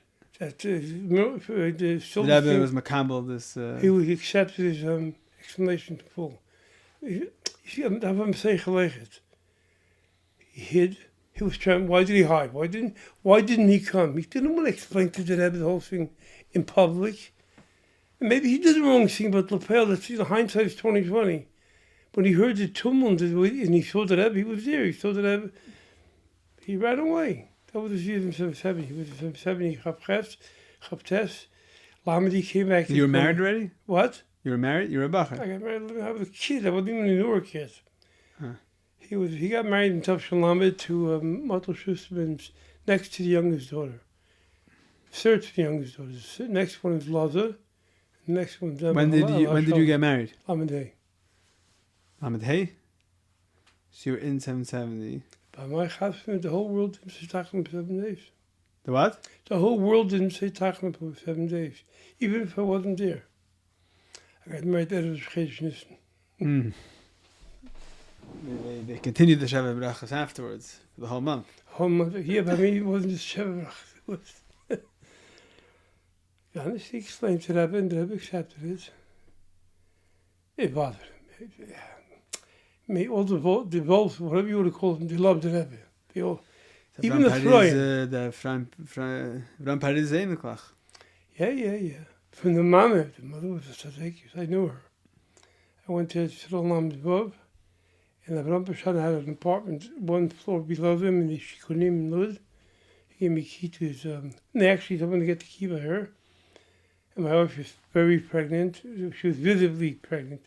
She was out only in the 7th month. She came down every day to do anything you need. And you can see she was so motherly. She doesn't know my wife. She knows the name. Chaim Tashkente's daughter, but that's it. She knew Chaim Tashkente? The name, ever knew the name. The name, she may be married, but they're not from the same place. My Schwer was from the city. Then wasn't Avram Paris? What? He was in Eretz Yisrael, Avram Paris, no? Yeah. Yeah, but he came to America, told the Rebbe to send them back. No? But I don't think Avram Paris wasn't here with his children. No. Yeah. No, he came. I heard He was a Bachman. Yeah, I heard actually a word that I forgot who I heard it from. That Avram Who was Paris. his wife? I always forget who his wife was. He also had verschrikkelijk, not Yichis, but bekannte Namen. I don't know. Oh, that doesn't matter. But I heard that I can't remember where I heard this from. That Avram Paris was in New York. This is in times of Fidik Rebbe, and basically, apparently, the shidduch with his daughter and Ephraim Wolf came up at one point, and then it didn't happen. And then it happened. If he came to New York. While he was in New York, it happened. Apparently, So Avram Paris came down from the Frierdiker Rebbe and said, "Darf Stone verbringen." Why? Because he went. Wait. Because he went to the Frierdiker Rebbe, and he said, "The Rebbe's word." Avram Paris told the Frierdiker Rebbe, "The Rebbe's word wird nicht verfallen." Because he was Matzia the Shidduch a while ago, and it didn't happen, and now it happened. Did you know it was a Frierdiker was Matzia the Shidduch? Yeah, that you didn't say before. Yeah, sorry. That so came from Frierdiker Rebbe. That so came from Frierdiker Rebbe. It didn't happen, and then he asked him again. So he said, "The Rebbe's word wird nicht verfallen." And the Frierdiker Rebbe answered him, "Unser Wort wird nicht verfallen, nicht mal Milo und nicht mal Mata." So this is like Frierdiker Rebbe's typical line. So he heard that from the Frierdiker Rebbe as a word. So you can them machen verbringen. We just say gilu from Frierdiker Rebbe. The Frierdiker Rebbe did things like that. You know the whole. You know we say Lam Natzech. We say Lam Natzech when there is no Tachlan. Right today, Pesach Sheni, we don't say Tachlan. Right. So it's printed in the Till. You know, Yamim Sheinim Tachlan. You mean the Siddur? In the Siddur. In the Tillim El Yosef Yitzchak in the Siddur. Oh, okay. The Lubavitcher Tillim. In the Lubavitcher Tillim it says. No, in the Tillim El Yosef Yitzchak. That's not the Tzemach Tzedek. The Tzedek is a different Tillim. Whatever. In our Tillims, it's printed that you say it just as a fact. You say it. Oh, you mean the one? I don't know if you know it. We didn't do the type. Yeah. So how did it start? That company was named Shem Shabbos. That company that did the Tillim that they bought it from. The original, right? Yeah. So how did it start? That's a chiddush. Frierdiker Rebbe said this is comes from Uncle Yossi from Yossi Goldstein. And it's actually, I'm pretty sure it was printed in the article that we did in the Hair from him. The Frierdiker Rebbe was in his room upstairs, and he said, "Mat mir megale given in America, mat mir megale given mil maila." That in a day that they don't say Tachlan, you should say Lam Natzech, Kapitel Chav, after davening. That's how it became a Lubavitch Minhag. That Frierdiker Rebbe said, "Mat mir megale given." That line. Yeah. So in other words, he never wrote this in Structure was a verbal Aber instruction. mit I never knew dir mit Galer mit dir gewen mal Meile. It was, Yeah. it was a verbal instruction, not a written instruction. Yeah. But It's also the interesting. language that the Frierdiker Rebbe used. I got a Mamayla, they told me. The Rebbe didn't use such terms usually. But when he spoke about his father, he said it very often. That's what me gesagt. Even the Rebbe copied that later. No, the Rebbe said about the Frierdiker Rebbe, but mit dir gewen auf an Eil. The Rebbe Yeah. said that twice. The Rebbe told it once. Twice that we know about. Yeah, the Rebbe told it Rashag once. The story with the dresses. Some years behind Baruch. She said one story that I remember him telling me. He asked the King James some stories from all. She said one Shabbos they went away. The Alunkite was big, a Magnum that. They only had house coats. So the whole week they didn't go out. Girls didn't hang out in the streets. They stayed in the house the whole day, sewing and cooking, whatever. But they had dresses. Oh, Shabbos was even shaykh to go out with us. Bizon Beit Sarab. They put on their wedding dresses. They all had wedding dresses.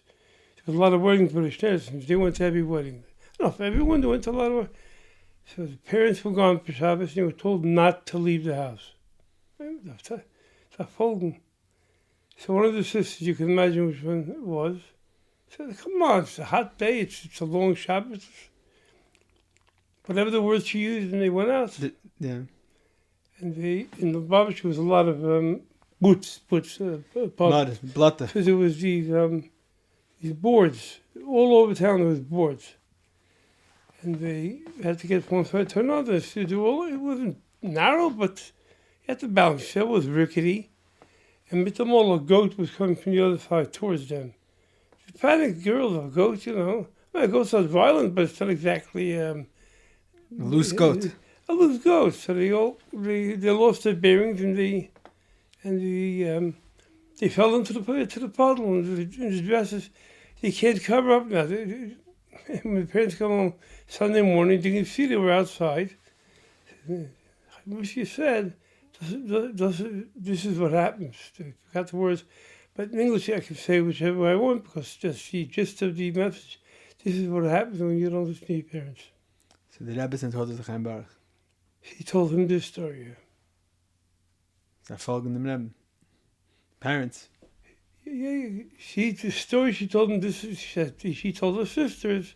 Chana and The Shana, Rebbe told her sisters, they this is told what her happened. sisters, at the time, this is what happened to me. I'm a Poker Shelton. I'm Poker Shitat, whatever. I'm Shitat. But the Rebbe also, when the Rebbe is the Eidim of the Frierdiker Rebbe, the way that the Rebbe became a chassid of the Frierdiker Rebbe and the harachat the Rebbe is the Frierdiker Rebbe. I'm saying like the Rebbe and the Rebbetzin were doing this as a unit. That the way their attitude towards the Frierdiker Rebbe. They were one. Yeah. It's like the middle. I'm sure you know this princes. The Rashab and Fadias and then many people Levi Shin. Rebbe Shab said, yeah. He specified which daughter, but he didn't specify Which son? which son. In other words, you'll figure it out. You'll know. You'll easily know. She was older than that, a year and 2 months, a year and a month. Yeah. A year and a month. You spoke to the Rebbetzin once, no? 4 months. The longest conversation was that time with name it after Chapin. If you call that a conversation, the whole thing was. You know, say a story. You heard it from me, but I'll say it again. You heard the little cross street. In other words, Your brother. Lamed Dalad. Yehuda got married in Siba and Tafshin Lamed Dalad. He had a house across the street. And the house across the street. I'm president, right? 1307. He was 1307. It was directly across the Rebbe. Matter of fact, the Rebbe once, one thing, or a comment, somebody said, Yehuda had Bachman coming and going. So they made they didn't say it Pamela that, annoyed by she was wanted her privacy. She said, ganz angenehme Schreinim. That's what she told you. No, not me. I didn't say anything about. Who did the Rebbetzin say this to? Whoever was from Gantburg. Oh, she said that the Blesofsky is angenehm Schreinim. He didn't say the name, it was angenehm What does schenen. angenehm mean? Angenehm means pleasant. Pleasant. So Angenehm. because when in the Pesach, the windows are open, the air conditioners are off, but you need some fresh air. Windows are open, you always had 10, 12 Bachrim every Shabbat, without fail. Friday night, they were singing the Langen, they're going to see the month from above it. That's what she said? About your brother? About the house, about whatever. the house, Said the mother from the Babish? it's the month miracle above it. Wow. Sitting. Hearing these Nigunim. Yeah. It was, a bunch of Bachrim singing in unison, Right. and they knew Nigunim sounded quite well. My brother had a voice, he doesn't know Nigunim like me, but he knows Nigunim more than the average guy, so he led the choir, and he's not quiet. So between 10, 12 guys singing with the window wide open, she heard it. She was sitting on the porch when this conversation transpired. I don't know if you know it, there was a bench there. The bench was with the back of the bench to President Street, against the back wall. And there's trees And when there. she's there, right, streets there, when she's sitting there, she was a chatzchila short. When she sat down, forget about it. They say when she drove the car, you had no idea who's driving that car. Because when you start putting on the headrest, you couldn't see your head. Right. Who's driving? There's a joke, they have to say, an old man's car, you see a car, it's a seat and a headrest, and a shiny ball. Bald head. Vanished, So you went into their house? I started being like them. So I didn't go in. I'm coming out of the mikveh. I didn't Your stop brother, my had brother. your brother had a mikveh in his house. Yeah, but Pashan built it and I told me, if you're building for the Rebbe, you're wasting your money. You told him that. He said, yeah, Aharon Parshan is your Yehuda's Zayd-in-law. Zayd-in-law, Yeah. okay. Even now, his remarriage is also an Enoch. Another Enoch, okay. From a different wife. Okay. That was, the first one was whoever. Second one name was Bruche. Okay. Bruche. So Aharon Parshan built a mikveh in the And house. I told him you're wasting money. He said he went like this. Because he thought the Rebbe was going to use it. He told him it's wasting He money. wrote to the Rebbe about that. He was a Polish, all the Taylorach. And when he gave to come to be honest, I'm building it out as a coal. I'll make sure somebody else uses it also. Rebbe thanked him and that's it. The Rebbe never. Never even walked in there. Had a schwitz and everything. Wanted to have a schwitz.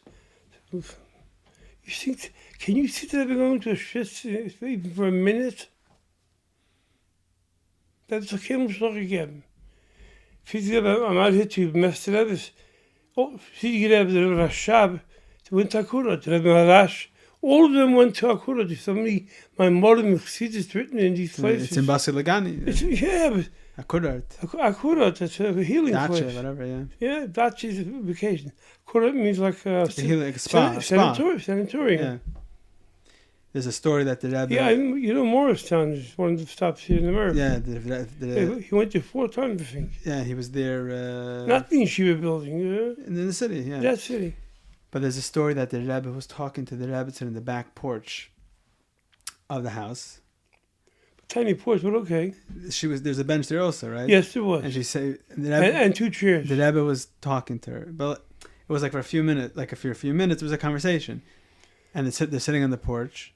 And when the Rebbe finished the conversation, the Rebbe looked up and said, "Yetze gewen Dacha," in the backyard in Brooklyn, talking. I never heard this story. Okay. Yeah, so that's the extent of the Rebbe's Dacha, talking to the Rebbe on the porch. He spoke very sharp sikhs about that shit. For the country, yeah. He made fun of it with the flies. We have to open the windows and let in the flies.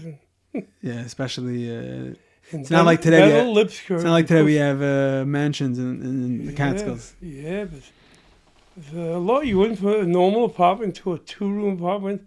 We had 6 kids and parents, basically in the same room. I mean, it was like back in Russia. Like you're going back in time. That's what the Rebbe says. What are you going to the country?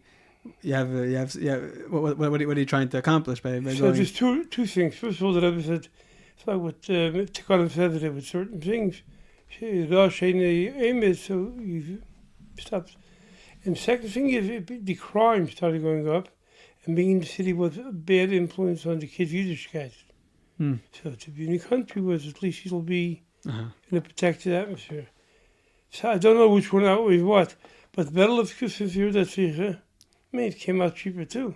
He never went. He never went to the country. Never ever went to the country. Even Maskiris would go to the country. Label went every year. Yeah. Binyama went every year. Yeah. Simpson, I don't know if he went. I think his wife's an American, didn't I think Binyam did go to the country. Yeah. Binyama did, yeah. Not him. She did. Whatever. He stayed. And if the Rebbe didn't verbringen Shabbos, he No, he stayed. He stayed At always? the Mosque. Yeah. 1 second. So, you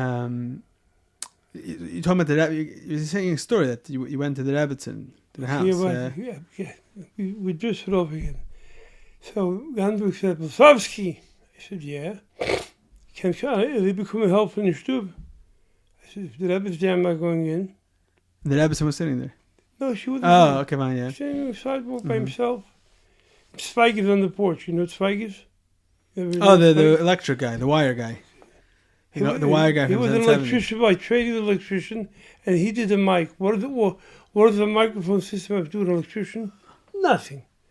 But that was the closest thing that Lubavitch could on. So he plugged it in. I can also plug it in. You buy a box. It used to squelch in the middle. Don't ask. It took him 2 years, and he finally got. By the way, he was part of the Chabad. 100%. No, I'm saying like I see in videos.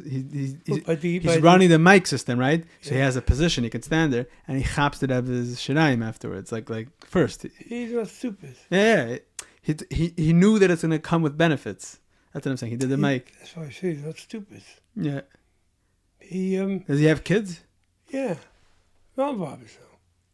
His 2 daughters and son, 2 sons and a daughter, whatever. He was a survivor. He had a number. He was a numbered Jew. So Zweig is sitting on the top. No, he's standing there. She said, I said, I've read the door. And my fellow mother screaming, what if the Rebbe's in the front room? The Rebbe left 50 minutes ago. Okay. The Rebbe's in the house from... the Rebbe's in there, but the Rebbe's in the Rebbe. So I went in, Zweig says, I need help up to the air conditioner is working good, but the wiring is somebody installed it. He wasn't... Whatever. He installed an air conditioner 2 years before that, and it burnt out the plug. He had to put a new box. Apparently that box wasn't built for such high... I'm going to the technical reasons. Apparently I had to change the box. So you need somebody to help me slap it. That was a heavy... That was the air conditioner that cooled off the dining room, living room, and the salon. The kitchen doors were closed. So it cooled off 3 rooms. It was a massive unit. Okay, I'm a young bacher and I have care. I'll help. I went in, took it out. Then it took him at least 15, 20 minutes to change the box. 12 minutes, whatever. He didn't do it in 2 seconds. Take out the old one, the new one, put tape around and close the wires. And I've stayed not far from the air conditioner, also not far. Did you ever hear the word telephone table? You have no idea what I'm talking about. A table with a telephone. Table. It was a small table. Small table with a tiny little table. And the phone was beyond it. But on that thing where the phone was also the Tanya from Tofshin Hay. Fat covers. Mm-hmm. It had a napkin stuck in it. And to me it looked like it was the chitas of the day. Yeah, out of curiosity, as any typical bacher, I don't know if it was Rebbe's Tanya or the Rebbe's Tanya. Curiosity, first of all, I was doing nothing, standing like a Yavin Sukkah, no pun intended, a Yavin Sukkah, a Yavin Zagoy. I'm in the Rebbe's house, not comfortable. So I started inching my way closer and closer to the Tanya. Why? What do you want to do? Just to flip open What do you want that to page and we'll see what pedicate's on, that's all. Why do you want to see what paddock is on? Excuse me, the napkin sticking in, it looks like it's Chita. So you wanted to know if it's the Chita's page, there's a napkin stuck in there on a certain page. You wanted to know? I want to know if the Chita's pages, and if not, which whatever. I have no explanation for it. And she's sitting talking with Sean Bennett with her back to me, a little bit peripheral vision. I was sure she was engaged in her conversation, but she wasn't paying attention to me. As soon as I stretched out my hand, I hear her voice, name, adoption happen. she realized my color changed. I don't know if it turned white, if it turned red. I was devastated. If the floor can open up under me, I would like, I didn't say anything, like I didn't mean to, the more you talk, the worse you make it, just shut up. She realized my discomfort. She said, if she can have an eich, she spoke to everybody that way, to a 5-year-old, I don't know about a 5-year-old, I was a bachel then, and she could have if she can have an eich, me gaan we them that drunk. So I went to the couple, oh my God, I lied, with a straight out lie. Ik kom jetzt van de broeder. Ik kom jetzt, you speak Yiddish enough to understand what I'm saying. Ik kom jetzt van de broeder, ik heb dat gegessen en gedronken. As we say in English, I'm good to go. So what I said to the brother, she realized that I'm trying to say something. My brother, she said, "Takje zeer angenehm schenen." So she told to you that She told me, "Takje zeer angenehm schenen." That word she said, "Takje zeer angenehm schenen," was about my brother in general. But she told it to you. Yeah, she says.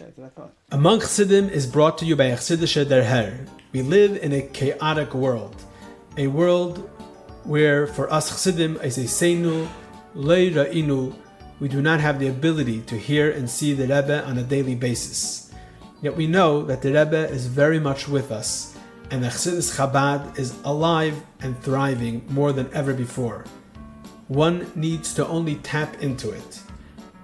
Chassidische Derher provides you and your family with the tools necessary to tap into all of this. Whether it's the monthly magazine, the way it all began, whether it's Derher books, Derher online content, and so much more. Men, women, and children throughout the world benefit and use these tools on a daily basis.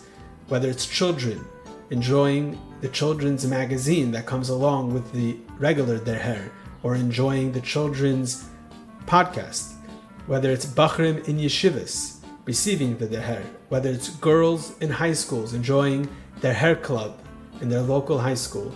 People all over the world and from all walks of life enjoy and utilize these tools and take advantage of it. If you're not already subscribed to the Derher Monthly Magazine, do so today at derher.org. That's derher.org. Derher is a dynamic organization which is committed to continue providing these tools, grow on a constant basis, and do all that we can to help this effort. Baruch Hashem, it takes a lot of resources and finances to make this all happen. You can be part of Derher through your financial support as well, through visiting our website derher.org or through contacting us to setting up a meeting. Thank you very much. Enjoy the rest of the podcast. So there's another time you saw the Rebbe, you spoke to the Rebbe also? Yeah, when I brought her the hat. What hat? Goldstein told me once to send the Rebbe a hat.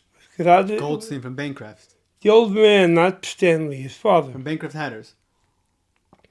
The founder of the company, Mr. Goldstein. He told me a story before we went into the hat thing. He told me a story. I know you, Rebbe, when you weren't even born yet. Yeah. He told me. He said the Rebbe worked in the Brooklyn Navy Yard. And he came quite often to daven to the Blesofsky. He was a gabbai. There was a big shul. In the back, that two small shul. In Tel Aviv. In Tel Aviv shul. In Williamsburg. The school was upstairs. In Williamsburg. Only on Wilson Street. Yeah. Also between Division and Lee. So the Rebbe, when he worked in the Brooklyn Navy, I would come down there. He took a bus, but it got off. I could see we got off. And the walk, with the way the Rebbe walked, it took him 7 minutes. They walked very fast. So she told me the Rebbe was davening. The Rebbe had the Tzilf Hashem said the short one. You know which one I'm talking about? It doesn't have all the tefillah, so it's only go there, go there. It was an early print like that, yeah. Right. I mean, I have one with the hardcover, which already defeats the whole reason that's the world. You should be able to travel with it. Yeah. And that one, you can't do that. So the Rebbe was using the Tzilf Hashem Siddur, but the Rebbe had it open like, oh, you yeah, looking for a scissor. Continue. I have a scissor like that here. I opened it up like, I hate to use the term, like a comic book. Because that's the comment he's going to make to the Rebbe. And he told everybody she thinks it's a comic book. That's where it comes from, the story. It's from Goldstein. Yes. He told the Rebbe that. He told me the story. He told the Rebbe that. He says, I was buddy American pushed the guy. So, be honest. I told the Rebbe, you don't, this is a city. It's not a comic book. You ever read a comic book in your life with the keys? The Rebbe didn't respond to him. Didn't answer. No. I heard the story. HaCohen, I want to tell you a story with the hat. Yeah. She said he wants to send the Rebbe a hat. He knows the Rebbe's side because they got a few hats too. And he says he came out now with a hat. I know the Rebbe likes light, weight-wise, wide brim. He knows the Rebbe's side was 7 6/8. 7 7/8. It's like almost an 8. The Rebbe's hat size is 7 7/8. In European numbers, it's something else. I know American numbers. It's 7 7/8. Do you want to take it? I says, okay. What do you mean you wouldn't take it? He wanted you to take it. He wanted me to bring it to the Rebbe. You were punked there? I was in the store. No? You went to the store, yeah, okay. With a few blocks. You knew him? I knew the neighbor. He knew me, Blesofsky. I bought my first hat to my sister's chassid. I bought by him. And I'd been buying by him till my wedding. But even later. He knew the people. We're 5 brothers, so we got to know him. You know, we all bought hats. My father bought his hat by Selco. They didn't have my father's kind of hats, you know, brim up. Yeah. Even my father, not really. Remember my father? I see the Zirkin's hats, I know. Okay, he had them, but he didn't have a selection. Selco had mostly that. He also had hats for our Bacharim. So all the Ksish Bacharim wore Selco hats. And all the Bacharim weren't so verspitzt or bankrupt hats. That was like, Hagdara, are you a Selco Bacher? Or bankrupt? In the Chafs, it was modern to have a bankrupt hat? Yeah. It was like a cool thing to have a bankrupt hat? Because the Selco hat was a hat you could use for a backdrop for a basketball game. And the other one, you threw a ball on it. If you're into your looks, you got a bankrupt hat. Okay? Yeah, I think it's still like that, by the way. It still has a name. Not bankrupt, Borsalino, whatever. Yeah, whatever. You get the idea. So I said, put him in a few weeks. I can't be to have a hat. What am I? I'll come to have a hat. So why didn't you give it to Maskiris? He wanted me to bring it to Rebbe's house. Personally, okay. Make it a personal thing. I told him, just send him to the... Or he always had, like Stanley always had a cigar. He always had a cigar. It was a family trait, except the son didn't continue it. Remember the son? Yeah, I used to go to Bancroft. Yeah. You know who he is. I mean, Bancroft's a little bit... When I was getting hats, you could go here in Crown Heights, but I did go to Bancroft. To 30th Avenue, 44. Yeah. Burned down, very conveniently. I mean, the building burned down to... It was a crisp. It wasn't a fire. It was a fire. Okay.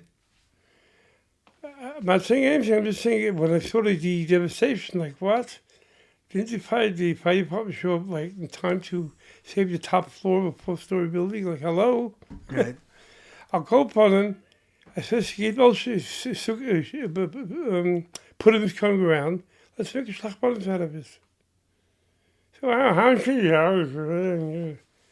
said, Shachman, I can buy a bottle of mashko, which is about $12 for it, for 5th. And I knew the Rebbe didn't buy it by Lowens. Everyone knew it. Yeah, what? By Lowens on Rogers. That's where she would buy... That's where she would stand in line till when they found out who she is. They she would buy stuff in Lowens. Right, she would go herself. She wouldn't send somebody. Where was it? On Rogers between Crown and Montgomery. Where is it? By the bus stop there. In Crown Heights? Rogers. Oh, Lowen. Okay, yeah, Lowen. Yeah. Later they moved the name. Somebody bought the name and moved it here. That Lowens wasn't here. Lowens and Rogers died. They sold the name and it died with the owner. The owner died and the kids sold the name. They were already doctors, lawyers, and weren't interested. So I said, okay. So I said for $20, I'm going to give me $12. 15 cost 12 or 8, whatever. She gave me 20. I think it was less. She said, take it hard and keep your change. Okay, fine. And I went and I bought the mashke and the cake. I didn't wait for pudding. Ja, he said gedacht, I went there either tiny after or the day before. So I came to the door and I thought Mushi's name. So I think her name was Mushi too, or Anya. I'm not sure. Anya or Mushi. What was her name? I don't know. The housekeeper. In the house, yeah. A Russian housekeeper. So the Rebbe went to the door. Oh, I was like, oh boy. I wasn't comfortable talking to her. Yes. Became naar geholfen. I'm sitting with this box, on top of the box. This is big, a half decent looking bag. Inside that bag was the cake and the masker. What he does, I said, Schlachman from Mr. Goldstein, I think I said his first name, from Bank Perhaps Hatters. She didn't say anything, she looked. So I think what bothered also was that a Bach is bringing the Rebbe a personal hat. It's like kriegen in the Rebbe's. She didn't like it. I can't be mine. That was the. That was the impression I got. So, when you were a bacher then? The bacher. Oh, okay. I was very uncomfortable. I didn't want. Sounds like he said, "Who?" When he asked me to do it, my reaction was, "Find somebody else." No, I know you from when you were pissing your pants. I know you did, Kenny. Who am I going to send? Some guy? So you didn't feel that there was a. I think you picked it from the Rebbe and it wasn't your place. She didn't like to do that, and it was in reality it wasn't that. I was doing Mr. Goldstein's bidding. I wasn't looking to Krieg. To the contrary, I was hoping she's not going to open the door. Right. I was hoping. Well, later on you did do some stuff that were like krieging a little bit. You built the Rebbe a bench, no? That's in shul. I built a bench for the yeshiva. The Rebbe used the yeshiva's bench. Come on. You can compare the two. I built a bench for the yeshiva. The Rebbe sat on a bench like all the other Bachrim, and I knew it's not comfortable. It's wood. And now that I'm older, I can appreciate what I did. And when I sit on a stone or a piece of wood, pardon my expression, but you lose your meat on your backside. And your bone is mamish touching hard surface. It's painful. So you decided to make a bench for the Rebbe for Me and Shulip, I told them to do it. We can get the wood. You were married already? No. You're Bacher, okay. Tough Shalom Beis. I built a bench. And I asked Yudel, should you tell the Rebbe? He says, he knew the score. Do it. I said, but I know the Rebbe doesn't like when I told him the story. The Rebbe didn't want they should put the Bibi because the Rebbe didn't want they should waste time between when they leave and set up and, He wants. The Rebbe didn't want that every day they should put a bim in. Right. Not because of him, but he didn't want the comfort. He didn't want to be a hefsek. Later they did. Yeah, good. Later. Talking about then. They're talking about the early lamas. So he said, don't ask. He didn't say Shiloh today. He didn't use the expression. He says, do it. Bimadi says, just do it, put it down, and okay. I listened to him. It took me about a week or two to build it. First, first of all, I made the bench look like all the other benches. But I didn't paint it with wood or not painted like most benches in the family were not painted. Not like today. Raw wood. I didn't use nails, I used screws. I polished down the wood and I varnished it. I polished down the varnish and I scraped it again. I varnished it 3 times. I had a hard gloss to it that lasted till the end. I haven't seen it. Somebody stole it. It was split up by two bandits. One is Schomberg Harlick. I don't come hard, man. He took it in the van. But it was like a cushion? With the whole bench was a regular bench, but I made it lower to capacitate this extra 3 inches. So let's say the bench is 18, I made it 15. Then I bought this board, I gave it to a upholsterer. He made me a cushion for the whole thing, not just the Rebbe spot. It would be the Rebbe spot, only he wouldn't use it. The whole bench had a cushion. The whole bench had a cushion, yeah. So the Bachar who sat there didn't say that. They sat in the Rebbe's place, yeah. But they didn't know sometimes the bench was. There's no way of knowing. There's an answer from the Rebbe about that. No, there's an answer from the Rebbe because there's like a tkuf. I think maybe you have some. I never heard of it. No. There's a. I might be saying it wrong. but there was a tkufa. I never knew that Rebbe made any remark about it started the becoming a thing, not at your bench. It started becoming a thing, like, oh, don't sit in the Rebbe's place. And then I forgot. The Rebbe said, "Hey, saying, you know." No, the Rebbe said basically there's an answer that the Rebbe wrote that's not the makom of kavua. The makom Rebbe saying the siyenu is in the other corner, because the Rebbe would sit in that corner. Mizrachis, Bechlal. Yeah. And also Rebbe, Dreimis, right? Dreimis. It was Darim Mizrach. Yeah. No, that's the other side, right? Whatever. I know my directions. So which is problematic because there's two corners there. Yeah. So the Rebbe says that Rabbeim, their place is Mizrach is Dreimis. So the fact that he sits there is not the place. That's not the Rebbe's place. The Rebbe sits there, it's not the place. That was his way of twisting it to make it kosher. It's a chiddush at the Rebbe Dam in Mechamayrev. The previous Rabbeim didn't daven with a minyan Bechlal. And the Rebbe always daven Mechamayrev. In my opinion, but I heard that the Rebbe, I heard from Shlomo Zarchi that the Rebbe said once, Rebbe Etzem, he wants to daven Shachas also with the Elul. And it's interesting because after Memches, the Rebbe started doing it every single day till Membeis. He finished the sentence now. Betzem was daven Shachas also, but what? He didn't say why. No. Betzem would have daven Shachas also. Yeah, Memches he started. First of all, the year. No, the first year, yeah. First he was in the house. But then the Rebbe davened. Tishri he did daven in 7:30. It wasn't Shach daven in the house. It would be a fight every day. But then, even during the year there were fights. But then later on, the Rebbe davened every 3 times a day with the minyan. Yeah. Till Tafshin Membeis. Yeah. It's also sometimes. He was daven in the Sachten, but don't later. B'chal those years, the Rebbe was more with the Elam. Much more. I'm saying like all the time. Toen wel eens mijn gast hier yeah, from Memches, yeah. Ik ben gast in Janssen, yeah. I don't know if people know it. The Rebbe did not sleep on the bed for years. He was svarim on the bed always. And the Rebbe would clean it up. By the time he got back, it was full of svarim again. The Rebbe never slept on a bed. If he slept on the table like this himself. I don't know how he slept. I'm not going to house. I had no cameras in the keyholes. He took, by the way, those pictures. Those 4 pictures. It's from a keyhole or it's from the window? I mean, keyholes is a figure of speech. A peeking spot. In the door? See, one of them, the Rebbe's tearing. Yeah, the Rebbe's on it. And the Rebbe's sitting there.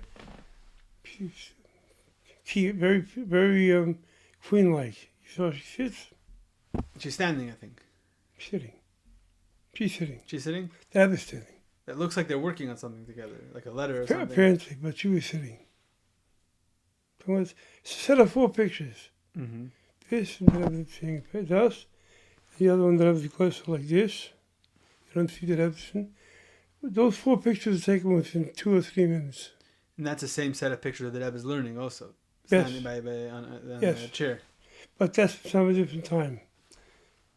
Maybe I can't say for sure, but you once looked into the Rebbe's room, no? Then till I realized what I'm doing. Where are you looking from? From where the Aron Kodesh is now?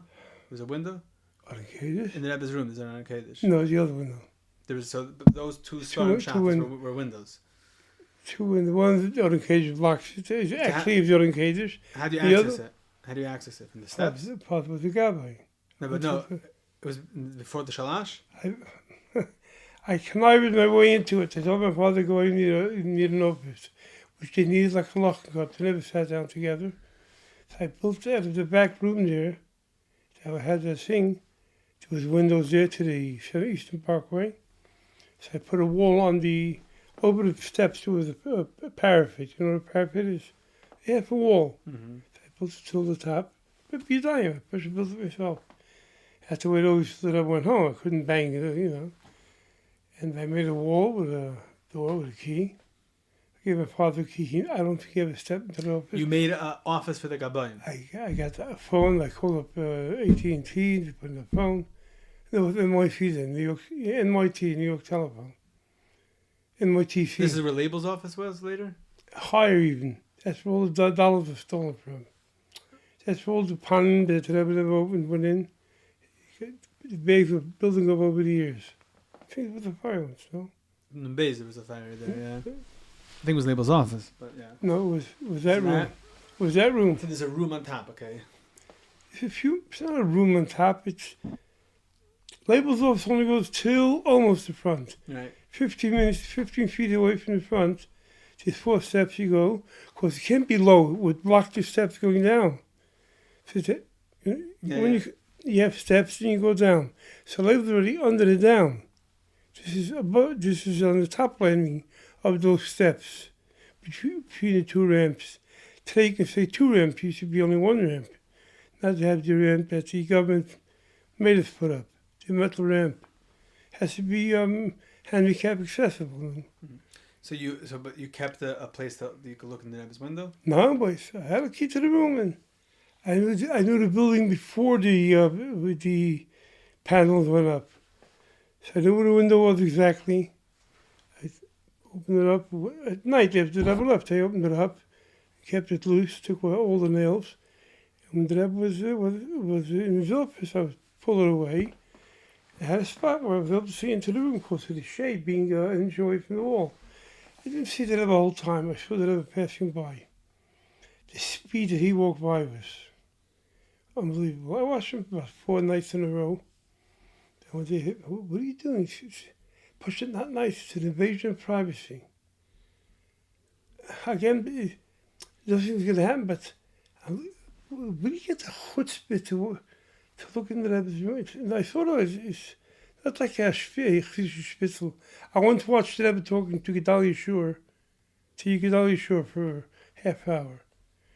And a lot of Bachman said, Abek. I said, join me, you'll enjoy it. I had about 4 or 5 guys join me. It was beautiful. The Rebbe was hands like this. The guy had a Gemara on his, the guy was here. They were talking learning, Pasha. The guy was here, the Rebbe was like, where you're sitting? The guy was here, he says, had a Gemara on the task.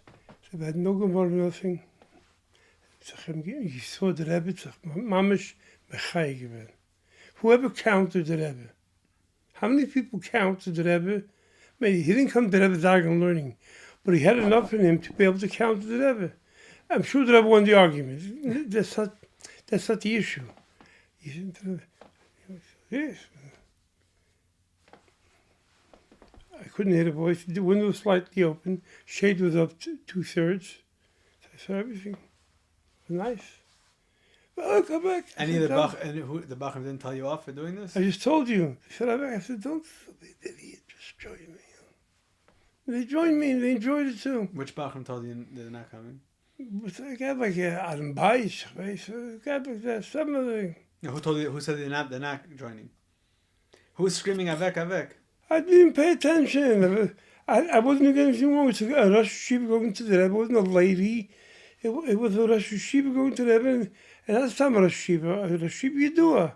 Are you sure? Moshe's Clark's uncle, no?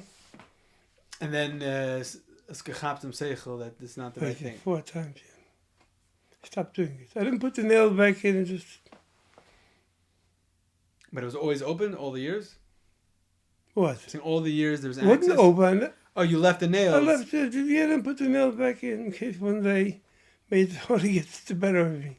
But they built the shelf there eventually, so... Yeah. My father was Gabba. I gave all the keys back. I outgrew the key days, you know. How did your father come to Gabba? He was handpicked by a handpicked crowd. He was handpicked by a handpicked crowd? Yes. What does that mean? They had elections before. Eventually came with a hose and... They had the lamas, they had elections. No, Chafs. No, even before Yechon was gone, they had elections. Maybe that's the reason he did it. And Bencha came with the hose? He was about the whole meeting. Why? That's a Gabba. What do you mix into the Rebbe shul? So the community wanted to make elections? Yeah, it's a shul. Shul belongs to Karnais. It's the Karnais shul. So Bencha... The Rebbe shul, he hooked up a hose from somewhere and it came in. He pulled it, exactly what he's doing. We had a bacher do it for him. He had a 50-foot hose from the Rabbi Shul, where was the sink there? That was before the second shul. So where did he get a sink to? The ladies did not have a bathroom. Where did he get? There was a sink downstairs, like a... Yeah, but I'm thinking the ladies didn't have a bathroom. Can you imagine a lady coming with a son to shul without a bathroom? It's not normal. Second shul had a bathroom, but... The Rebbe said once, I'm mud in him shul. He said worse than that. And he was involved with the meeting. Okay, so that election for the Gabon didn't happen. Okay, so then what happened? After Aharon passed away, he passed away. Elul Schedes, or the Schedes Elul, and Shul needs a gabbis. Every week there was like, whatever, the shul was gabbis. They did this whole thing because the Aharon passed away. Yeah, of course. Okay. Till then he was the Kodesh retired. You don't touch him. Now what do we do? So they asked Shimon to go and take over. He's not interested. He was ready. He already took over the Gemilas Chesed Shem Shabbos. From his shver, yeah. So he didn't want the extra thing. It is a respectable position. Maybe he didn't feel choshev enough to stand up. So they took a select group. Who took them? I don't know if it's HaCohen. It came from, I'm not going to say it came from the Rebbe. There's a group of 30, 40 guys who were selected to get 4 gaboim. 4. There was a cheshbon only 4. They chose 2 Russians, a Polish and an American. I don't think that was part of the cheshbon either. My father was the one that speaks English well. He can read the bills. He was the one that brought home the electric bills. And of course, he's a genius. Of course, he's an American boy. Shia Pinson was the finance minister, one of these titles. Mr. Minchus was the Balachraze. Not für Verbringers. Mit der Morgen stellen da in selbe Weg, akkurat. Mit der Boom steht, für wem steht, das started then. Yankel Lipsky was the handyman. Yeah. He never went up to the beam, by the way. He knew his station. He never ever went up to the beam. So he saw, it's okay, guy looks Jewish. He's the one that told me they not to go to him because it's the verkackte Kaldina Nusser. Oh, what? He told me they to stop going to the Yomid. Who? Yankel Lipsker. Told who? Medvede. Yeah. Yankel Gordon liked saying Medvede because he was able to hear him. Yankel Gordon was 60% deaf. Mm-hmm. When Medvede davened, he heard every word. He'd say they lived in Crown Heights. He lived in Crown Heights. So Yankel Lipska told him he should stop davening because the verkackte. He would tell him his face. The other guy said it to him too, but Yankel Lipsker drilled him every week. He went to Yechidus. This story I never told you either. Went to Yechidus and he said to Gabba, he was Yankel Gordon, wants to daven. And the new Gabba... And the other guys, the Elam's not happy. This is before my father became Yankel Gabba. Lipska. Yeah, before they became Gabba. It's like Chavvav, Chavzayin. So what should I do? The Rebbe is going to answer that. The Rebbe is going to answer that question. Is the Rebbe going to mix it to who should be Gabbai? Who you should listen to? The Rebbe said that the Rebbe mission sich nicht in No, but just somebody told him then. He's saying Bechlal, the Rebbe said. The Rebbe said once, yeah. He said, he didn't answer the question. He said, when I daven and help me, that Mechavim Pirish Hamils. The Rebbe told your grandfather. He heard that. Hello. Coming from the Rebbe. He never even thought about it. When I daven and help me, which he did. He was. The Rebbe told it to your grandfather or about him? In Yechidus, he said. To him. In Yechidus, he put it on paper, this question. Uh-huh. I mean, if it would be Elvav, he wouldn't ask this question. Right. But it was a Kalina. The Kalina Dam Priyamas and singing is the first mitzvah. Then you have an Lech Hashem Lekecha. Singing is their chassidus. You know that, right? No. I don't know that. No. They don't say Talis by the table. They sing the good. They sing beautiful. I mean, if you do so many years, you perfect your act. And when that happened, he came out and he was all smiles. I'm a young bach with come with a beard. I was still a bach in Bedford, but I know Medvede's going in, and they always let in the older people first. And also, the guy like Medvede is going to take less than a minute till he hit us. It took a minute and a half. It wasn't that said he wasn't a businessman. He went in because of the Yemei letters. He went in, and he came out, and he's all smiles. I said, what's your stuff? He was out of breath. He couldn't talk. He was so... Partnered by Kingston Carroll, he goes, you remember my Rebbe? I picked him Rebbe. I didn't even know he wrote the sin. He didn't tell me before we was writing to the Rebbe. She was again to him, the Gabbai. He called him Yechlan the Gabbai. Because he didn't know his last name, because that was just the title he gave me.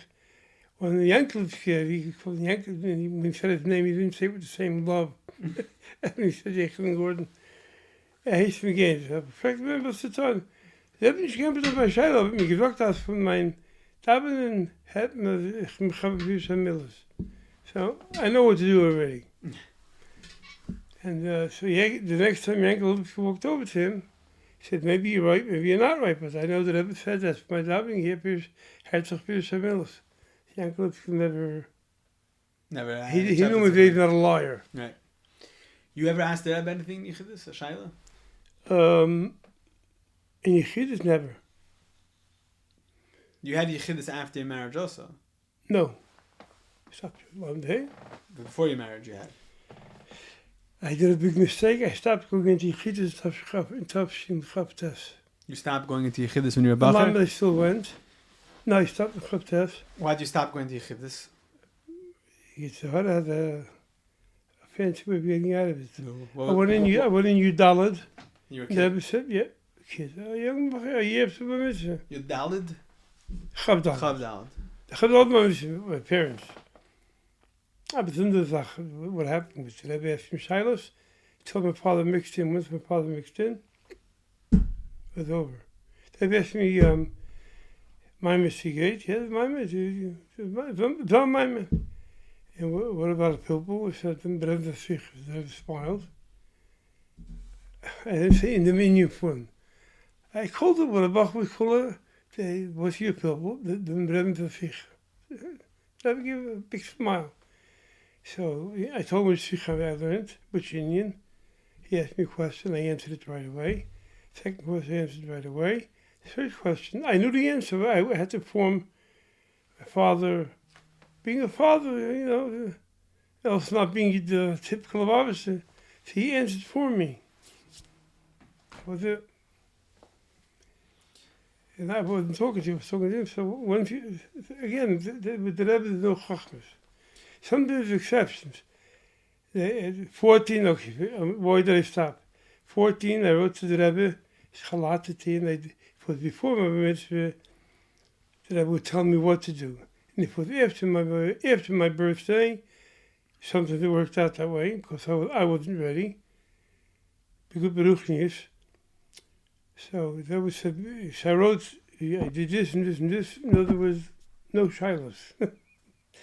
I don't want to ask me, did you give tzedakah, did you give this? 1 year I forgot to I don't understand what you're saying. I don't understand what you're saying. You're saying that what? It was before the email letters. I was right. Kukri said more, Shlita. In the Villa idea said, email letters shall leave, being bathed. You're talking about your Yechidus zettel. Yeah, you get them there. In Vakas Bichas Kri more should be on Sichbay. In my learning, with Shemayim and whatever, signed Adna Kael Blesofsky. That was said at the beginning, letters, read it like this, he would read it on his fingers. He read it in 2 seconds. I mean, I'm exaggerating, but then he was picked up his head. That was the most frightening moment when the Rebbe looked you straight in the eyes and you're alone in the room with the Rebbe. Bewaarde Semesje zijn en dan shoot me on his dog. I think once the Rebbe been told me that being faded. Like, was there such a big mass from them? It's more than forwarding that. Whatever. And what the Hiros ever gave it, being like his doctor and Shabbat. If I remember correctly, the Rebbe said Mincha, Shabbat had an argument with 10 people about it. That preferably by Mincha. That's what Rebbe told you in Yechidus. That's what I remember. So why do you stop going to Yechidus for Okay, I didn't get to that. I sidetracked. The sidetrack was good because you just chazed over Yechidus. Fine. So I wanted, maybe the brother Semesje zijn the next year, hi, Rebbe, remember this guy from last year? I didn't change keys there. 15. Hi. Me last year I came by.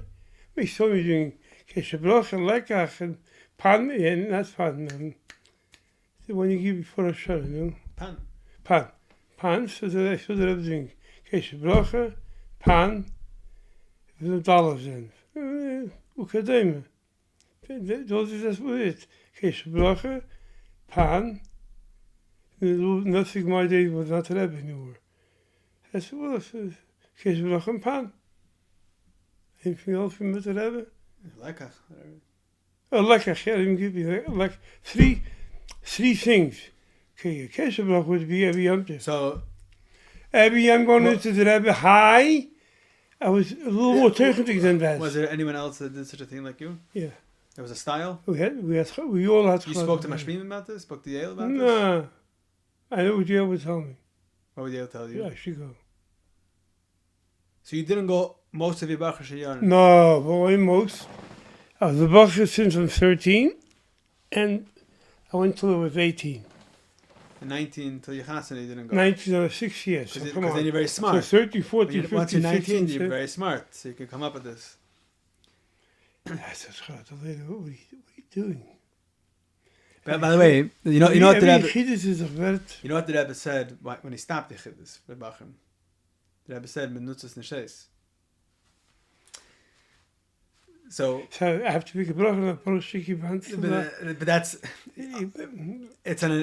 I'm being very cynical. Yeah.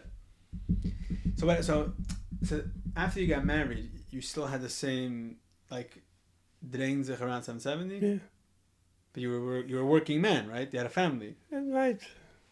So how'd that work? I was a good father. No, I used to sleep my kid with me.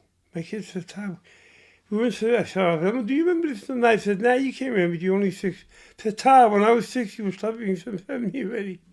Not 10 o'clock at night. He was in bed, but any other time, I always slept him. Just like I did it. I wanted them to experience. But me, it was the normal thing to do. Where do you grow up? You grew up in 473 Crown, or you grew up in 770 Eastern Parkway? So that's how you wanted to raise your kids? There was no thought to it. There was no thought process. I wasn't such a panini. It was just the way it works. I wasn't the only father like that. There was a few like that. Itchy Grifkin, Shmolipsker. I wasn't a Yochid Bimini, but there wasn't like 100 guys like me. There was 15 guys like me, 12 guys. We used to meet, how do I know? Because we stood out. There was mostly Bachim, mostly younger manchik, with kids around them. During the week, it was not usual.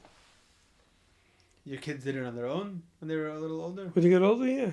It's part of their... It became part of their routine. So then, and especially after Chav Zayin Oder, so then it's... then already after Chav Zayin Oder, everyone's running to 770.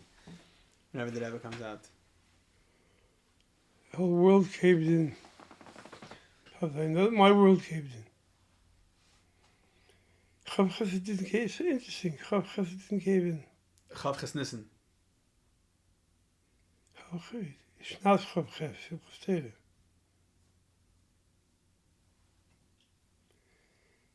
What didn't cave in? So you don't Lamed Ches. Lamed Ches. I meant Lamed Ches. The Rebbe, yeah, Lamed Ches. And I saw the Rebbe coming up the steps. It was white like that napkin. It was so cold when he was coming up the steps, he even Bannister. He came into the hall, there was only 2 people there, me and Reb Blesofsky. I was there looking for a cup, because they brought to Rebbe a kvaret wasser to drink. Forget about Chutzel Sukya. He brings up a kvaret that he used to wash, like your nuts. To drink, yeah. So I went upstairs to look for clean plastic, and I couldn't find one by the time that was coming upstairs. I wasn't there when they broke all the windows. I heard about it later. As soon as they started giving me the course, I saw that it was I ran upstairs. I figured I'll find something there from... So, I don't know, you minded the word clearly under panic. And stood by the door, and I saw through the glass, with a much smaller glass, and with a diamond-shaped... So that I became a website. It's called label meaning labels Trisky.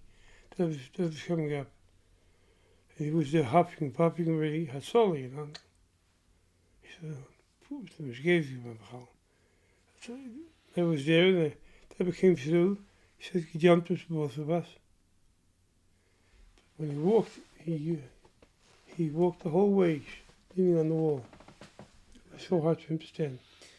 So you're saying that was not And I followed him to the door. The Canadian door closed. Had no lock on it. So if I wanted, I could have opened it. I didn't open it. I heard knocking. The label grown was knocking on the door. I didn't open it. Somebody, I think label was just, she ran up to Hannah. Yeah, and she came down, yeah. She came down, she called the Rebbe's first name. And the Rebbe opened. And the Rebbe opened it. Yeah. Sure, it was open. No mistake, in the middle, yeah. He didn't see him doing it, but he still the part. That was massaging his heart. And I heard her voice. She had a loud, strong voice. She called me by his name. Suppose the hand was it open. Says, that's how I knew the shirt is open. She didn't say right, suppose the handle open. She was, whatever she wasn't stupid. Yeah. And I couldn't hear the Rebbe's voice. The Rebbe's voice was very weak. And about a minute or two later, the Rebbe arrived with somebody. Either it was one of the eunuchs, I don't remember who. And she came in, and once she came in, I left. I left. So you're saying that, Chav Zayin Adar was a different story. When I heard I was in Borough Park when that happened. I got a call. We had cell phones already. I had the flip phone. So on the way back maybe to work. you had a beeper. No. You had a cell phone? Flip phone. Tafshin Beis, you had a cell phone? The flip phone was very primitive. Okay. Oh, that, of course, I didn't hear about it in my office. I heard about it on my way home. So I asked the guy, she said the Rebbe fell. She said, the fall, but I saw the Rebbe lately, he's walking schwach. He tripped on something. So I spoke to him, what's his name? Shmuel Kesselman, in his office. Your cousin, your uncle? What's the other guy? Shmuel Kesselman, yeah. Shmuel Kesselman. Het is niet zo die past. Says, talk to me. Ich weiß nicht. Must be nicht gut. So that's really the Rebbe, must be nicht gut. So I went home first to tell my wife I'm going to 70. I parked the car. And it was 70, so I was just like, I want to go. When I came to, it was double parked all over. I went in. I went outside, the Rebbe's car wasn't back yet. Yeah, I was devastated. Yeah. I heard the Rebbe stood up. Shlomo Kuni came down, Chabim, the Baruch Shech. He said, Baruch Atov, he gave his name. Shech Yonum, one of the verse, and what? The Rebbe stood up today for the first time. He stood on his own for about 2 minutes. That was Thursday. So what were you thinking then? It was a Chome, but I knew Chaim Baruch was already in the room then, and they had the radio on, or television on in the room. Not for the Rebbe, for the Rebbe's attendant. And that's when the report came through. He passed away, Halberstam. What? Halberstam. Oh, Ari Halberstam, yeah. The Rebbe was the first. He passed. He just, I think, is Bev Nissen. I don't know, Halberstam. Adar. I mean, in the Adar, the Rebbe's Chavzeh. The Rebbe's Adar Aleph, right? Yeah, no, the second stroke of the Chav Zayin Adar, I think, was only one Adar that year. Talking about that Adar, the first Adar. But the Ari Halberstam happened 2 years later, but the second stroke, right before the second stroke. Because he came back from a visit. Hospital, yeah. Right. So I'm mixing up two stories, I forget it. then after the Gemul Tammuz, you're living in a different. Your life is a different life. It's life number 2. Life number 10, whatever. But It wasn't. Maybe that it was. He's going to take a such role to build the Beis Hamikdash. It didn't make sense. They're being bedbound. There was a king. What happened? It was a muscle chafchefs, yeah. Well, Lamed that Chef. was, I mean, Lamechef. I keep second time doing it. Lamechef, that was in full control of his faculties. He said what he wanted, what to do, what not to do. That night, she saved the night. She saved the day. So how do you look at it now? On hindsight, No. Now. Ichleb, Duleb. I'm saying we're all here. We're all Chassidim. the only explanation I have for that is the Alter Rebbe Tanya. Yatim Chayei. So you Bechlal hang around Bachrim a lot. That's how I know you, because when I was a Bachar, you were by the Elul for Shabbos. So you have to do it. You talk to the youth. So you see Yatim Chayei in the Bachrim. I see it not by shit. I see it by Gashmias. Why should a guy? The guy was born 10 years after Gil's Amos. He has such a koch on shlichus. In my days, you had to. Not that nobody wanted to go, but the koch was more to be Yitzhak for the shver or for his friends. Later it became part of the routine culture. In the beginning, who wanted to go on shlichus? To Oshkosh, Louisiana? What's with chinuch? What's with kosher food? Not that they didn't care about the other shlichus, but the idea was so far-fetched. I wanted to go already. So you're saying that today you see the Gashmias, say brachas, you have to give them time, but oil, you see it. That became 10 times bigger, the Gashmias, than he was before Gimel Tammuz. Not only because the Jewish nation grew. I mean, the Rebbe's oil like what is the word, pilgrimage? I was by the El yesterday when you were there. There was famous people showed up yesterday. She came the survivor. Hostage, and then what's her name again? She got her name, and also she one of the famous ones, yeah. And the other people, David Friedman, the former ambassador, I saw him yesterday. Saying that's from the small people that are coming to that. Yeah. You have Rosh Yeshiva's coming there. He came every week. Just passed away less than 2 years ago. The Rav from Yisrael. He was a mashgiach from Tevezas. Come on. Wolfson, yeah. Tidy. He was a guy. I heard a rumor about him. I said, nah, he's a lochid. It can't be. He came out of the oil and went straight to his car. Without washing hands. Somebody said, maybe wash his hands. I said, first of all, you don't do that. If you want to learn on the way, you can't learn. What if you forget? He didn't wash his hands. Of course, I didn't go to a kibbutz. I went to a Mokum Kodesh. And it gets out of the Rebbe. To me, that when I saw that, I heard about it. I didn't buy it. I figured, I got exaggerating. You saw him not washing. I saw him not wash. I waited. I knew he was here that day. Somebody said, Wolfson said, so you waited very to good. see. I waited. He came out of the oil, walked up the ramp, went straight to his car. So you're saying that the Yatim Chayei is not a mun. It's not just a writing. It's a pale mamish. Pashatzit. Somehow Anash apparently liked the Amun. We have it much less than the non-Lubavitcher. Much less what? The Yati. You're saying The more Lubavitcher you want, the less you have it. So you're saying the only people that don't realize the Yatim Chayei is Lubavitch? No, we don't have a pale.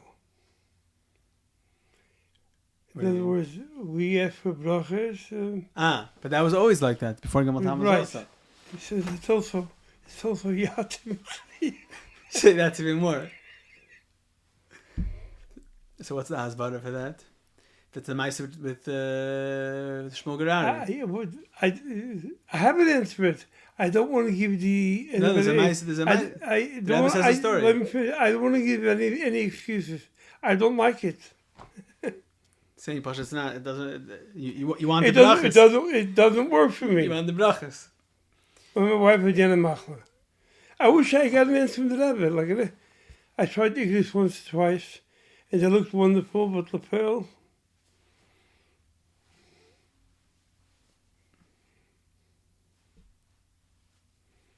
I had an answer really about Hayana Machla before she even passed away. She went by, Rebbe gave a bracha, she was holding Baruch Shalom, the HaCohen Nechet. And the Rebbe variants his words, and it took me 100 times to hear the tape. So if I'm sort of Tavis, Bafen, I heard sometimes I should remember it. So if I'm sort of Tavis, Bafen, not Kal, Bafen, in an easy way. So maybe you can go like that. So definitely better. 1 second, she had you in the machla before Gimel Tammuz? Yeah, you have machla after. After, okay. So I took that bracha and I transplanted it to then. Yeah. Then for Tavis, she gave us all the brachas already. I was a Sunday for the Russians. So that says, Kanelsky. the Rebbe gave me a dollar for Sunday Choice. Then I gave it to my wife, and then she put on my Baruch Shalom's body, but he wasn't 1 year old yet. Okay, right, what's the Kayan? My wife said, yeah, he's Baruch Shalom. The Rebbe asked for his name. But she's a woman, she got all emotional. He's Baruch Shalom. I watched the video 100 times. And when I came home, I called Melech on the phone. I said, what does Kayan have to do with being a Sunday? She said, Adam, what does this do? Tell me, she said that a lap of a Kayan like a Mizbeach, okay? Makes sense. Yeah. I knew that Medrash, but it didn't. Melech Sibel, I don't think along those lines. So you're saying that the Yatim Chayei today, it's in a different form. It's not saying we're not doing sich in 770 like you did. It's also Yatim Chayei. You can have the Rebbe in 476 Crown Street in the basement. Saying the Rebbe's alive over here. Rebbe's presence is all over. Rebbe, you want him, that's who he is. Still with Baal Shem, but what was saying, Shalom Shamanimsa. So the Rebbe, the Baal Shem gives an extra knetch to that. Not Bigashvi. Gashmis. Baal Shem Daruftu, it's like something like, it all goes in the same brainwave. So that means the only difference is that Machshavte Shel Adam Amal, you can walk in the 770 and you have it. Now, you have to zutrag dein Machshava to Alles verwendet with Bochem, they said, it's not, you don't get that right, because just like it's Yatir B'Chayeu, we have to also put Yatir efforts. Efforts to get there. Okay, Yashakayach. Not a one-way street to Yatir. Yeah, okay, Yarech Yamim, am Mamlachte, sein gesund. Okay. Why not? Mamlach is keinem, you're kein. But As am Aris bist du. Somebody said to me the other day, I said, what are you going to do? You think I'm Mamlachtis. What are you going to say to me when I actually do have, what title you give me then? Your Highness? Yeah. Mamlachtis. Yes, I know. You treat anybody The main thing is sein gesund and today I say Amen, leave celebrity throws. No, and we soll sein sich mit der Rebbe. That's it, you know. Amen. Okay, Shkayach.